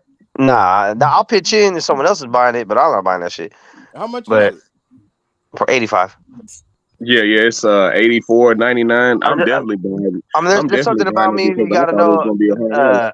I hold grudges. You know what I'm saying? I'm a grudge holder, and they done fucked around for too long and expect me to pay that shit. You made me wait 5 years. Like I said, it's just like a girl. If a girl made me chase her for 5 fucking years, I don't care if you come, bitch. I'm hitting and I'm out. That's it. But I watch it. You know what I'm saying? But the casual, I think people, when they think casuals, some people think casuals like people that still watch boxing and maybe just don't know everyone. I'm talking about the people that don't even watch the sport. Like the way to sell big is for your name to transcend the sport. Mayweather, Ali, Tyson, where even if you've never watched one boxing match in your life, you know who the fuck those dudes are. That's true. But the way I look at that, Max, is kind of like me with hockey. Like, I don't care how many commercials I see for the Stanley Cup final, I'm still not gonna watch it because I don't watch hockey. So I look at that as the same way I look at boxing. I mean, casual fans with boxing. But even if you put it in my face, every other commercial, Spence versus Crawford, the fight of the decade. This is the biggest fight, undisputed welterweight championship. Even if you show those commercials and these guys go on different shows, I think the casual fans who are just disinterested in boxing, who don't really watch boxing, they're not going to watch it either way. But there's something different. But see, I don't think that's a good comparison because there's something different when you're talking about a fight. You understand what I'm saying? Like, boxing, it was a time in early in this country's history, man. Boxing was like is a golden era sport, man. You know, this shit was right up there with, it's big. And matter of fact, it was bigger. The only thing that was close to the boxers was like baseball back when Babe Ruth was there. Like fucking Jack Dempsey was a fucking superstar, man, back then. So boxing had that thing, but they marketed the sport different. It's not the same thing. Hockey ain't the same as boxing. It's never been the same as boxing. And the heavyweight champion was the biggest, one of the king of the world in the world. Mm-hmm. It was a middleweight champion. The boxing champions was big stars. Hockey was never like that. So that's really not a good comparison. You know what I'm saying? Like certain sports is different. Certain sports generate, if you market it to people, they're going to be more inclined to watch that. A person will be much, like you driving down the street. You see motherfuckers fighting in the street, you're going to pull over and start trying to look. Stop and watch. Right. You know what I'm saying? I think for these two too, given their personalities, right? These like those shows would have helped them come out of the show a little bit. Like if they went on there with Jimmy Fallon, Jimmy Kimmel, and they're doing funny shit that you're not really used to them because they're quiet guys, keep themselves. That can also factor into it too, Max. Just their personalities. Yeah. They're not loud, flashy guys. They really don't talk that much outside of promoting fights. Only time you've really seen them talk was in regards to, promoting a fight, whether it's their fight or Errol Spence trying to promote his guy, or Terrence Crawford shouting out Shakur or Keyshawn. Like outside of boxing, you really don't see these guys doing a lot of social media. Like you see Terrence Crawford with his kids, same thing with Errol Spence. So these guys are family. They're family men and they fight. They're not into a lot of the other rigmarole when it comes to, being a celebrity of their status. Yeah, and that's what I'm saying. If they were to go on these, I would say more toward late nights, like I'd say with a comedian, right? Someone that can draw out their sense of humor, someone that could draw out something you don't see from them often. Maybe they play a little weird game where they're busting balloons open or something, something like that, versus them just being like, yeah, I'm ready for the fight. Oh, it's the fight of my life. It's just like, you want to see a little more personality. Maybe even they bring their kids on a show and show like their father, like some other shit. It's like because their personalities are kind of dull anyway. So it's like you need someone to draw the shit out of them. Even with the press conferences, Brian Custer is a great interviewer, I do believe, but you need more of an instigator there to get some viral moments. Yeah, Brian's a great guy. Brian Custer's a great guy. He asks fair questions. He'll even tell the guy, look, this is what this guy said. What do you think about that? Right. So even when he's trying to instigate it, he's such a good dude, man. He's not trying to seem like he's leaning one way or the other. But yeah, man, if the numbers on these all access things that I see on YouTube, or the pivot interview that Errol Spence just did, or the interview that Terrence Crawford just did, Terrence Crawford is also going to go on the pivot. Like if those numbers are any indicator on how well this fight is going to do, this fight is going to do fantastic. It's going to do for this era, but I definitely have to agree with Mex. It could do more though. It ain't doing 4 and 5 million like McGregor and Mayweather. It could. No, I don't mean that it's going to happen. I mean that it could if marketed properly. Like I have to agree with Mex. Like they're not taking advantage of everything that they could take advantage, because that's what they do in this era of boxing. Like they're not hitting everything that they could hit, because it's a half-ass promotion. Yeah, they doing it the way that they do it now, but. Even with guys, look, like I said, that's why I bring up that thing about boxing, a fight. Like in human nature, that human beings like to see a good scrap, man. People like to see a good scrap. That's why as much as people tried to shit on the UFC on the MMA, that shit blew. I remember when it first was starting, and people were shitting on that shit, but I was like, I wasn't doubting that shit. I'm like, that shit is fighting, yo. And people like to see a fight. The end of the day, people like to see fights, yo. All over the world. So I'm like, it doesn't even matter whether people have big personality, because Joe Louis didn't have no big ass personality. But how they marketed boxing back in the day, George Foreman didn't. George Foreman barely even talked. How it was marketed back in the day, you could get people involved, because when you're talking about the most honoriest person in the world, this guy's the toughest guy, the strongest, you market that shit like that, and you get the regular Joe to hear about it, they'll be more inclined to try to see that shit. You know what I'm saying? Even if they have to go to a fight party or something. But I have to agree with Max. They really not marketing this shit the way that they could. Like when Sugar Ray Leonard fought Thomas Hearns, them motherfuckers was on everything. Today Show, Good Morning America, CBS. I remember that shit as a kid. They had them everywhere that they could be. You know, had them outside doing little workouts and shit, sparring. They have them doing different things, but they don't do that no more, because everything is so. Everyone remembers the war shit.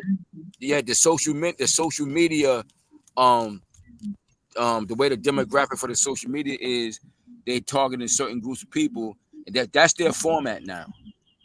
That's their format right now, and they're just sticking with it. See, I think the thing is, I think what they should have done is all the old school promotion plus social media, not instead of. I agree. Yeah, why not? Why not? If you saying I don't disagree with you. I don't disagree with you at all, Meg. But I just feel like the promoters in this sense probably feel like, oh man, the hay is already in the barn, so to speak. Yeah, they don't. That's not what we do anymore. That's just not what they do. They change the way that they do everything. In most of the sports that we know and love is different than it was 30, 40 years ago. They don't do it like that no more. It's a digital world, man. You know, it's digital. It shit ain't analog like that no more. Yeah, people may not watch TV as much, but everybody got their phone in their hand. Yeah, so they do it like that. That's how they do everything now. So this fight they could actually do more if they wanted to. You know, if they wanted to really tap in to that, but they're gonna do what they do to get the numbers that they get, and they're gonna be happy with that. I am glad this shit's on Showtime though, man, because it's a big difference buying pay-per-views on Showtime versus ESPN Plus. Big difference. And I never understand that, man, because I don't be having any problems when I buy UFC fights. But you said you had problems with it. Yeah, but I don't have ESPN Plus for UFC either. You know what I'm saying? So you have to sign up for one to get the other. Yeah. See, but with Showtime, when I bought Benavidez and Plant and I bought Tank and Ryan, you don't need a subscription. You can download the Showtime app and just buy the fight without having to fill out anything. One touch, charge you. You don't have to get a subscription to Showtime. You don't have to fill out no email or information or card shit. And when I did my shit on the Fire Stick, so when I tried to buy Bud and Sean Porter on the Fire Stick, I downloaded the ESPN Plus app. They wanted all my information, card number, blah, blah, blah, to sign up. And then it was like, you had to sign up 3 months or a year. Couldn't even be like just a one-time thing. And I got annoyed. I said, fuck it, link. Then when I did the Showtime shit, download Showtime app, and the first thing on the first screen was like, you want to buy this pay-per-view? I'm like, yep, press it. There you go. Charge your Amazon account. Oh, The end. You don't got to put no credit card, nothing. Whatever is on your Amazon, that's the charges. Well, yeah, Something I got a Showtime subscription, so as soon as I go to click to buy a fight, it hit the debit card right then. Facts. So, and I think that's a big difference. Just that, because once again, we actually like watching boxing, but for the casual or like the old heads that just kind of like, what the fuck's going on? It's not a one touch somewhere. Remember back when you had the cable, you just go to that channel at 1, 2, 3 or whatever. Wait. Boom. Build on the end of the month. Yep. Pay-per-view channel. Hit that shit. Boom. Pop up. You straight. Yep. Get your bill at the end of the month, and that's it. Yeah. Back when same thing with HBO. You just click it, and it'll hit the cable bill at the end of the month. Because I remember that's how my granddad used to order fights. Along with all the pornos. Yeah, I go out. Yeah, cable bill gonna be a little higher this month, but I want to see this fight. Yep. Big facts. So I mean, times are changing. I don't think they did a good job with adjusting to it, but we'll see. I mean, like I said, man, I'm pretty sure they're not gonna do over $1 million, but I mean, we'll see. Because I mean, Spence's highest selling fight, which everyone says he's the cash cow, is 250. Not even half. He's never even sold $500,000 yet by himself, and that was the Ugas fight. Was his highest selling fight. See, I thought Sean Porter was his highest seller. Now, either Sean or Danny. Not Sean or Danny, but Sean or Mikey Garcia. Yeah, I think that was his highest grossing fight. Because remember, he did that in Dallas, Texas, against a Mexican, and that was on pay-per-view as well. So, but yeah, man, I think this fight is going to do very well. I'm thinking 1.5 to 2. I think it's really going to sell. Yeah, I'm very ambitious with this fight. That would be good for this fight. Yeah, I think that would be great for boxing, man. I really like boxing fans. We really need this fight to sell. We really need this fight to do 1.5 or 2 million, because it'll show the promoters and the networks, wait a minute, if we give these guys what they want, they'll pay for it. So I think the over marination of fights will slow down if this fight does very well.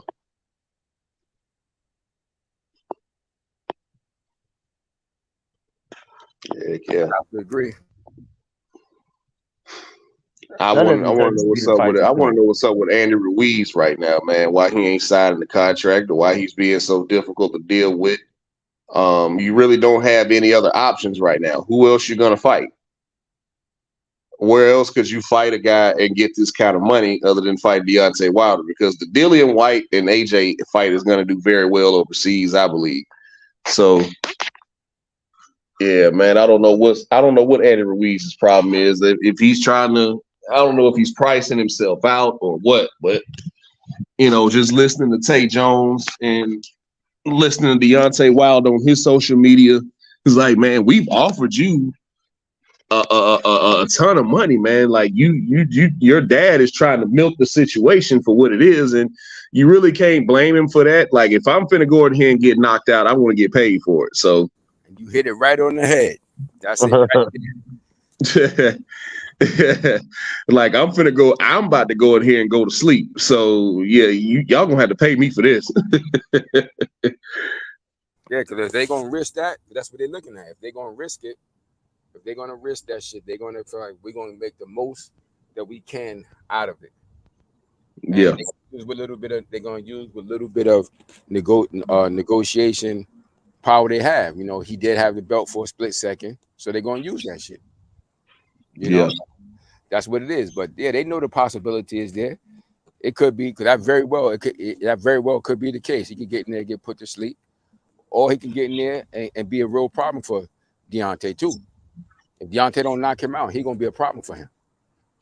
Because as far as his boxing skills is good. He can box better than Deontay Wilder. Yeah, Andy ain't trash. No, Andy ain't trash by a long shot. Andy is a really good fighter, man. It's just he's in halfway decent shape. Let me tell you. Well, which Andy's gonna show up? Exactly, because remember when he fought my man, the Mexican dude. What's my man? Arreola. He fought Arreola. He got dropped. I thought that the mistake they made was because he took all that weight off, and then and his body wasn't really acclimated to that shit. And he wasn't, even though he looked good physically, your body still got to get it. When you dropping that weight like that, after you've been fat for 1,000 years and you drop that shit off, you look good to walk around and shit, but to be able to do athletic competition, your body has to get acclimated to being in there and actually performing.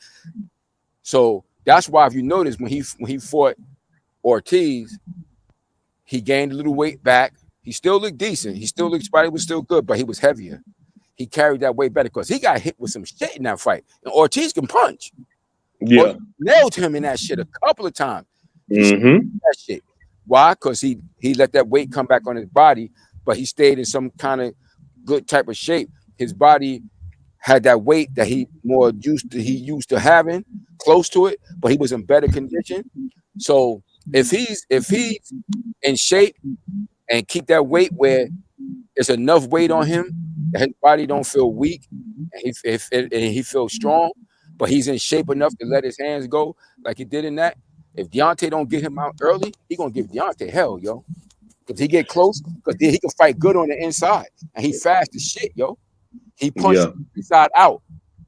He punched from the inside out, and he fast. So if he don't get knocked out, and I ain't gonna lie, I really thought Ortiz might have knocked him out. I ain't gonna front. That's what I was thinking. Like I said, if Ortiz catch him, good, he might put him out of there. And he Ortiz nailed him with a couple of good shots. And he said that shit at the end of the fight. He's like, yo, that motherfucker hit hard, yo. Yeah, the way he was snapping his head back, I was like, I'm sure he do. Shit. You know he man. No, he can still old guy, but he can still punch, yo. And he took on the other side of that coin, best pugilist, it works the opposite way for Deontay Wilder. Like, I think his best weight was when he was fighting around 215, 218, 220. Yeah, absolutely. When he was up at 235, 236, like, we saw a different fighter. Yeah, we talked about that around that time that we thought he was too big. Yeah, I agree. I think he's much better when he's lighter. You know? Yeah. Because he's more athletic. That he got that range. That range is nice. Because you remember, even like when he fought Fury the first fight, where he was he was 212 when he fought Fury that first fight. 208 or 211 or some shit like that. And you notice he wasn't huffing and puffing the way he was in them other two fights, but he was heavier, 228 and 227, because he was huffing and puffing them shits like the second damn round. You know, but in that fight, he went all the 12th, and he wasn't huffing and puffing like that. To the end, he was throwing them big ass bombs after he dropped them. But I think he's better. He's better there. It'll work better for him, and hopefully with the training he's been doing with Malik Scott, if he can really translate some of that into what he's doing, he should be real. He could be a real problem. I think the biggest question is, what does he have left after those Fury fights, man? He is older. He's like, what, 30? He's like our age, right? 36, 37? Yeah, he's about 37. And he had 3 wars. Well, hell, Andy Ruiz is what, 35? I want to say 35. But you remember I said this before, man. These motherfuckers don't fight like they did back in the days. They got long ass. These taking a year off. That's a lot of time to recover, man. If you can't be in shape after that shit, there's something wrong with your ass. Damn, all the heavyweights are old as fuck. What the fuck? Like Muhammad Ali, them motherfuckers was fighting. I think he was fighting good dudes back to back. He's fighting good dudes on a regular. Deontay's 37, Tyson's 34, Joshua's 33, Usyk's 36. Yeah, but I say Joshua and Fury are my age. They like 33, 34. Andy's 33. Usyk's 36. Yeah. Usyk. See, Usyk was another one of them guys that stayed in the amateurs for forever too. Yeah. Because most of those Eastern Bloc countries, until they got free, they stayed. They was for the longest of time they couldn't even turn pro. Yeah. For the longest of time they couldn't even turn pro. Kind of like with Cuba. You had to defect from Cuba to go pro. That's right. Yep. The same thing with them. They had to defect to go to turn pro. So I always thought that was crazy because they'll defect, but then they'll still be super proud of like Cuban. Like they're straight representing. It's like, why would you represent somewhere where you just fucking say they fuck represent their people. They're not representing the government. They representing their people. That's why they're not representing the government. That's right. Say, you know. So that's really you're still representing you. You're still gonna rep your people, but even though you may not agree with the policies of the government, the ruling government at the time. So, you know, you still got like you can be proud of your hometown. You can be proud of where you from. Like if you from Des Moines, Iowa, you can always be proud of being from Des Moines, Iowa. But I'm getting the fuck out of here and I'm moving to Florida.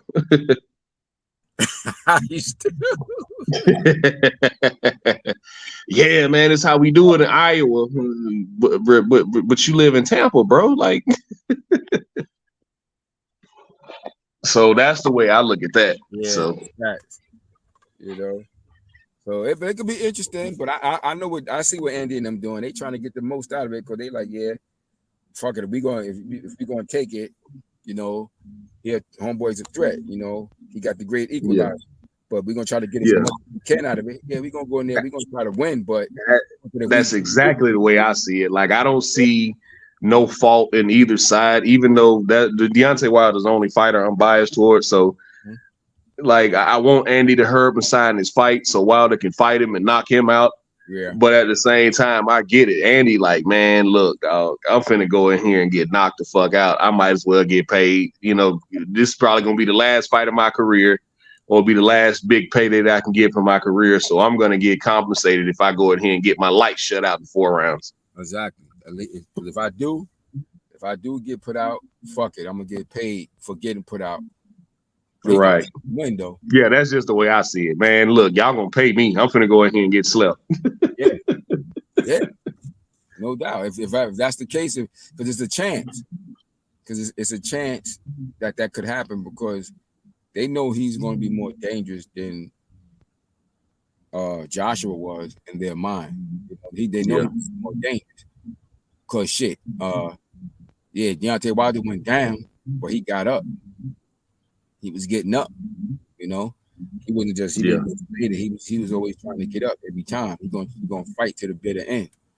And you know, he put Fury big ass down. I call him Andy Ruiz a punk or a buster because we saw him hit the deck in that Joshua fight. We saw him hit the deck in the Areola fight, and he got up and kept fighting. Yeah. So same thing with Wilder. We saw Wilder hit the deck with Fury, and he got up and kept fighting. Yeah. So both of these guys got heart. Both of these guys got dog in them. Man, when Wilder touch you, dog. Nah, he got the great equalizer. He definitely got that great equalizer. It don't matter what you did. Ask Luis Ortiz. It don't matter what you did for those first 7 to 10 rounds. Well, sleepy night. Yeah, he definitely got that gift. You know, he got that special, unique punch. You know, that Joe Louis shit. He right there with that's that Alabama shit. Yep, Joe Louis, Ernie Shavers, Holyfield, like Holyfield, they all from Alabama. But 3 of them, from the first 3 you mentioned, them was the hardest punching motherfuckers in the history of boxing. I mean, we built a little different down here. Them men is the hardest the hardest punching dudes in the history of the sport. And boxing got an old history, yo. But them first 3 men that you named can be considered among the hardest punches ever in this shit, yo. I still think Joe Louis is the greatest heavyweight of all time. Yeah, my father, my grandfather, that was they fucking man. But I can say my father, he loved him, but he did start leaning towards Ali more because that was closer to his age. But my grandfather and all them, they Joe Louis all day and shit. Yeah, remember I told you this before, Best Viewers. My granddaddy couldn't stand Muhammad Ali. He talked too much. He couldn't stand him. He was like, I was rooting for him. I was rooting against him every fight. I was so happy when Joe Frazier beat him up I was so happy when he lost to Joe Frazier, man, and it was just because he ran his mouth. Yeah. They wasn't used to that shit. Like I had a great uncle. He's from Alabama too, because they all from Alabama. My great uncle, he was a big boxing fan, and I remember my pop telling me that he's like, yeah, that damn Cossie was the only one picking that. He was the only one picking Clay ass. He said, you see this boy right here? He's gonna be the next heavyweight check. Because my uncle Cossie used to buy the Ring magazine and shit back then. And he used to be like, yeah, this boy right here. They used to be like, shit, you crazy. You crazy. Son, Lister gonna bury that boy. You know what I'm saying? But he said, Uncle, he said, I ain't gonna lie, Cossie was riding with that motherfucker from day one. And he was right.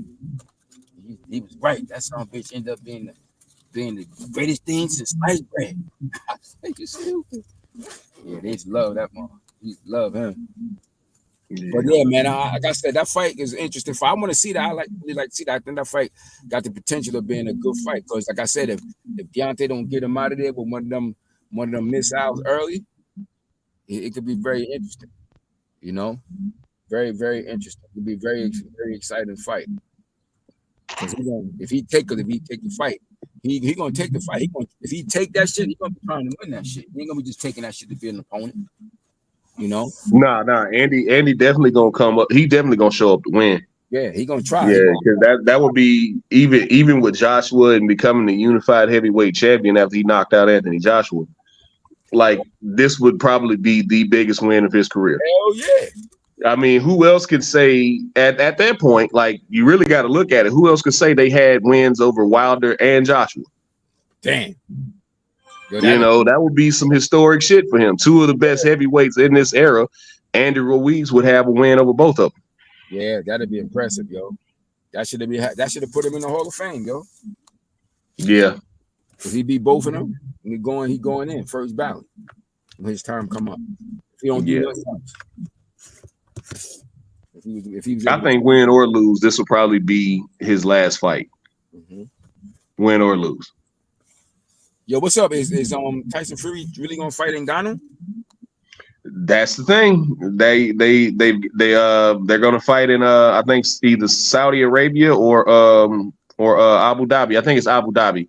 Damn. Where they're gonna fight. Damn. Wow.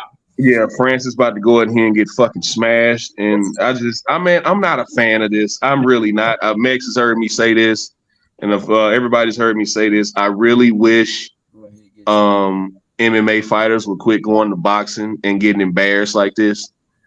Because and I don't know if y'all have seen the clip here lately.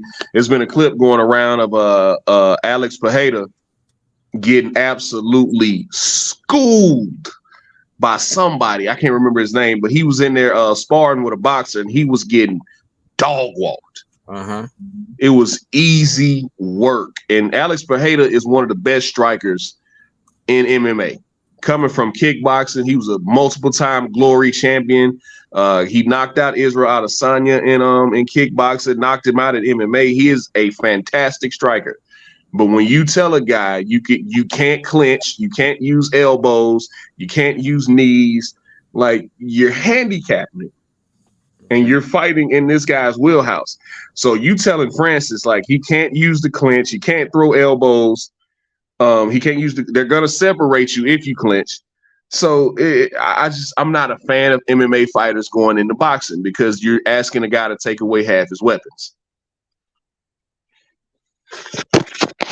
Word, especially you ain't got no experience. He ain't had no fights and nothing like that. No boxing matches and nothing. Going straight in like that too. Shit.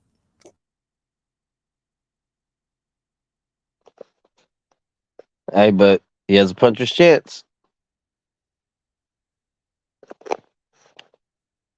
I just don't know if that's the same puncher's chance with them gloves on, though.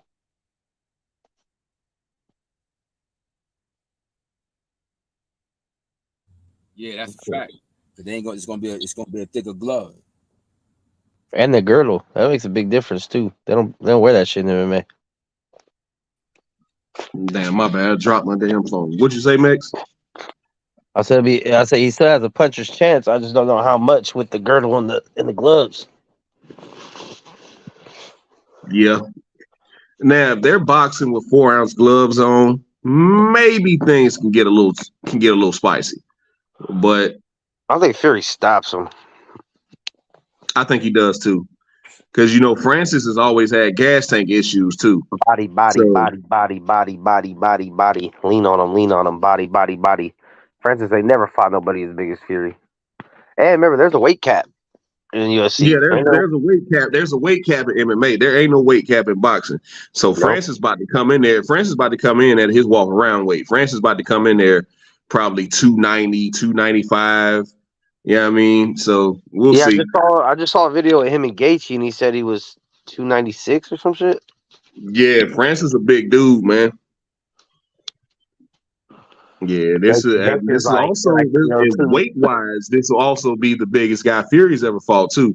Like I don't think Fury's ever fought anybody, 280, 290. You know what I mean? So yeah, that's true. Yeah, but Francis, I didn't like the fight. Mainly because I don't like when MMA fighters go to boxing, and number two, like this is your first real boxing match. You're gonna fight the heavyweight champion of the world. Like what we doing out here, man? Hey, he's getting his bag though. Yeah, absolutely. Everything UFC didn't give him is getting this one fight. Yeah, this is life-changing money for him, and I applaud him for that. I'm just speaking from my perspective. I don't think it's a fair fight. I think anytime MMA fighters go to boxing, it's not a fair fight. Absolutely not. Yeah, and vice versa. It's definitely not. Like there's a big difference between being a hooper or being a street ball guy and being able to play in the league. Yeah, that's true. This flag football to football. Facts. I mean, I'll watch it though. Fuck it. Another fight to watch. Man, I'm on the fence. The way I am, man. If I don't care about a fight, I ain't watching it. I'll be streaming. I'm not gonna trash it. I'm not gonna say that's a trash ass fight. I haven't watched Roy Jones' last fight. Nah, man, I'm uninterested in watching Roy fight. I didn't watch him. I didn't watch him with Anthony Pettis. The last time I watched Roy fight because I thought it would be interesting was when he did the shit with Mike Tyson. Oh yeah, of course. That's just cool. Yeah, that was cool. I wanted to see how that looked, but we all saw how that looked. And Mike Tyson took it easy on him, bro. Yeah, Roy was in there to put on a show. Mike was in there to kill some shit. So it reminded me of what's his name in Rocky IV with Lil Duke. He was like, "This is supposed to be an exhibition." Yeah, Mike was in there really sitting down on body shots. It's like, hold on, Mike, what you doing? Like, yeah, he's like, I thought we just agreed not to go hard to the face. Right. Yeah, man, we just gonna get in here, move around, kind of touch each other a little bit. Nah, Mike said, nah, fuck that. How the fuck did Dubois get a fucking Usyk fight? That's crazy. Because he beat Trevor Bryan and he became the WBA champion. And as the WBA regular champion, he's the only one that could challenge Usyk. So, and I think the WBA was up next in the mandatory order. So, he took advantage of that. But Usyk about to go in here and beat the piss out of him because Dubois on one leg.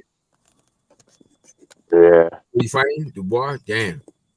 Yeah, Usyk and Dubois fighting. Dubois just tore his ACL not too long ago, man. I don't think he's fully healed from that. He gonna get schooled. Yeah, and they fighting. I think they fighting in like fucking Poland or some shit. So, oh man, he about to get chopped up. Yeah, Usyk about to, man. I want to Dubois. I want to Dubois to get out the way and let Wilder get that fight. Yeah, how tall is Francis Ngannou? 6'4", I want to say 6'4", 6'5". Oh, I thought he was taller than that. I thought he was like 6'8". Him and John Jones are the same. Him and John Jones are the same height. So yeah, John Jones is 6'4". So I think Francis is like 6'4". Yeah, 6'4", 6'5". But that's something, man. He has to cut weight to make weight in the UFC. he has to cut weight to get down to 265 because in MMA, heavyweights, you know, they can't weigh more than 265. They got a weight limit. Mhm. So he has to cut weight, a lot of weight to get down to 265. But you telling this man he can come in at 290, 295 when he walks around at, it'll be cool for like the first maybe 4 rounds. After that, I see Fury putting an ass whooping on him, man, because Francis is gonna get tired.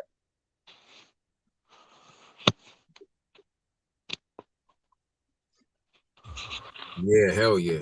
Yeah, he gonna get It's gonna be body shots and clinches. He's gonna get tired quick and then get finished. But Yeah, it's just the angles. The angles are different. The distance is different. year of boxing, bro. It's in a long, long time though. Absolutely. We've so far this year we've gotten all the fights that we wanted to see.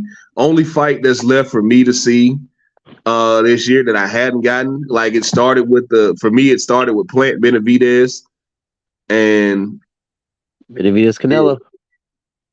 Yeah, I mean Benavidez, Canelo, and Tank and Devin. Yeah. And then the two fights that I ain't got that I really want to see. Yeah, I agree. And I still want to see Fury Usyk for undisputed heavyweight. Nah, man, Fury don't want that fight. Fury don't want that. Which I don't know why. I mean, I guess he's just cashing out too. He'll make way more money with Ngannou than Usyk, but you gotta run that back. You gotta come back around and spin the block for that. Undisputed. Yeah. When Fury said 70-30 and Usyk said, all right, cool, make the fight. And then Fury came back and said, no, 80-20. And Usyk said, go fuck yourself. No, we good. He's like, I was willing to take 70-30, but because it was a lot of money, it was a lot of Saudi money being thrown at that fight. They really wanted to make that fight. Usyk signed to Saudi. Yeah, he signed to him now, but previously he wasn't. When they were negotiating with each other, he wasn't signed to him at that point. But even then, like they were throwing crazy money at that fight. And Fury said 70-30. Usyk said cool. And then Fury came back, said 80-20. And that's when Usyk walked away. He was like, yeah, man, you don't really want to fight. We're not finna keep doing this shit with you. Yeah. But hey, yeah, man, I'm finna slide out, man. Yeah, it was good. It was good talking to everybody tonight, man. It was good getting the old crew back together. I'm sorry Sento's having audio issues, but it was good talking to everybody tonight, man. Getting to chop it up by some good boxing, pitched in a little MMA. Man. Absolutely. We came in at the tail end of that Cologne discussion that Kyle and Hollywood and John were having, old Coop were having. So yeah, man. I was telling Kyle earlier, man, I love that picture of y'all. I love that picture of everybody. It's like, oh, look at my people congregating with no problems. Hey, real shit. There was, I mean, other than getting my hat thrown, there was no problems. Nobody about nothing. You know, it was cool. Yeah, man. Yeah, I love seeing shit like that, man. But that's how it is in real life, man. The internet's the internet. Real life is a whole different vibe. You know, but yeah, I'm gonna have to run back that Cologne conversation because I've been looking for some cool. Yeah, Gucci guilty, and what's the other one? I'm trying to think of my favorites. Gucci guilty, Dior Sauvage. And I just had some of that the other day. I had like 4 samples of it, so I sprayed it up. I like that one. My go-to Issey Miyake, Aqua di Gio. I got like Legends, some shit. I don't remember what the other one was. Yeah. Versace Eros, Gucci guilty, and Sauvage Dior. Yeah. I'm about to check out some of them. Every now and then I'll mix it. Like I didn't like the Prada. I know a lot of people like that Prada. I didn't like it. I like oil based. I don't like alcohol based. But Every now and then I might add in a little YSL. Oh yeah. Well, free Young Thug. Well, shit. With that being said, y'all, thanks for coming through. To all the people in the chat, keeping it live all the way to the very end. Shout out Big Dog Willie Detroit. And 100% Yeah. Appreciate y'all staying up with us tonight, man. We'll tune back in tomorrow. And Kyle, wake your sleep ass up, man. Yeah, fuck you, Kyle. All right, man. We'll talk later, man. All right, Yeah.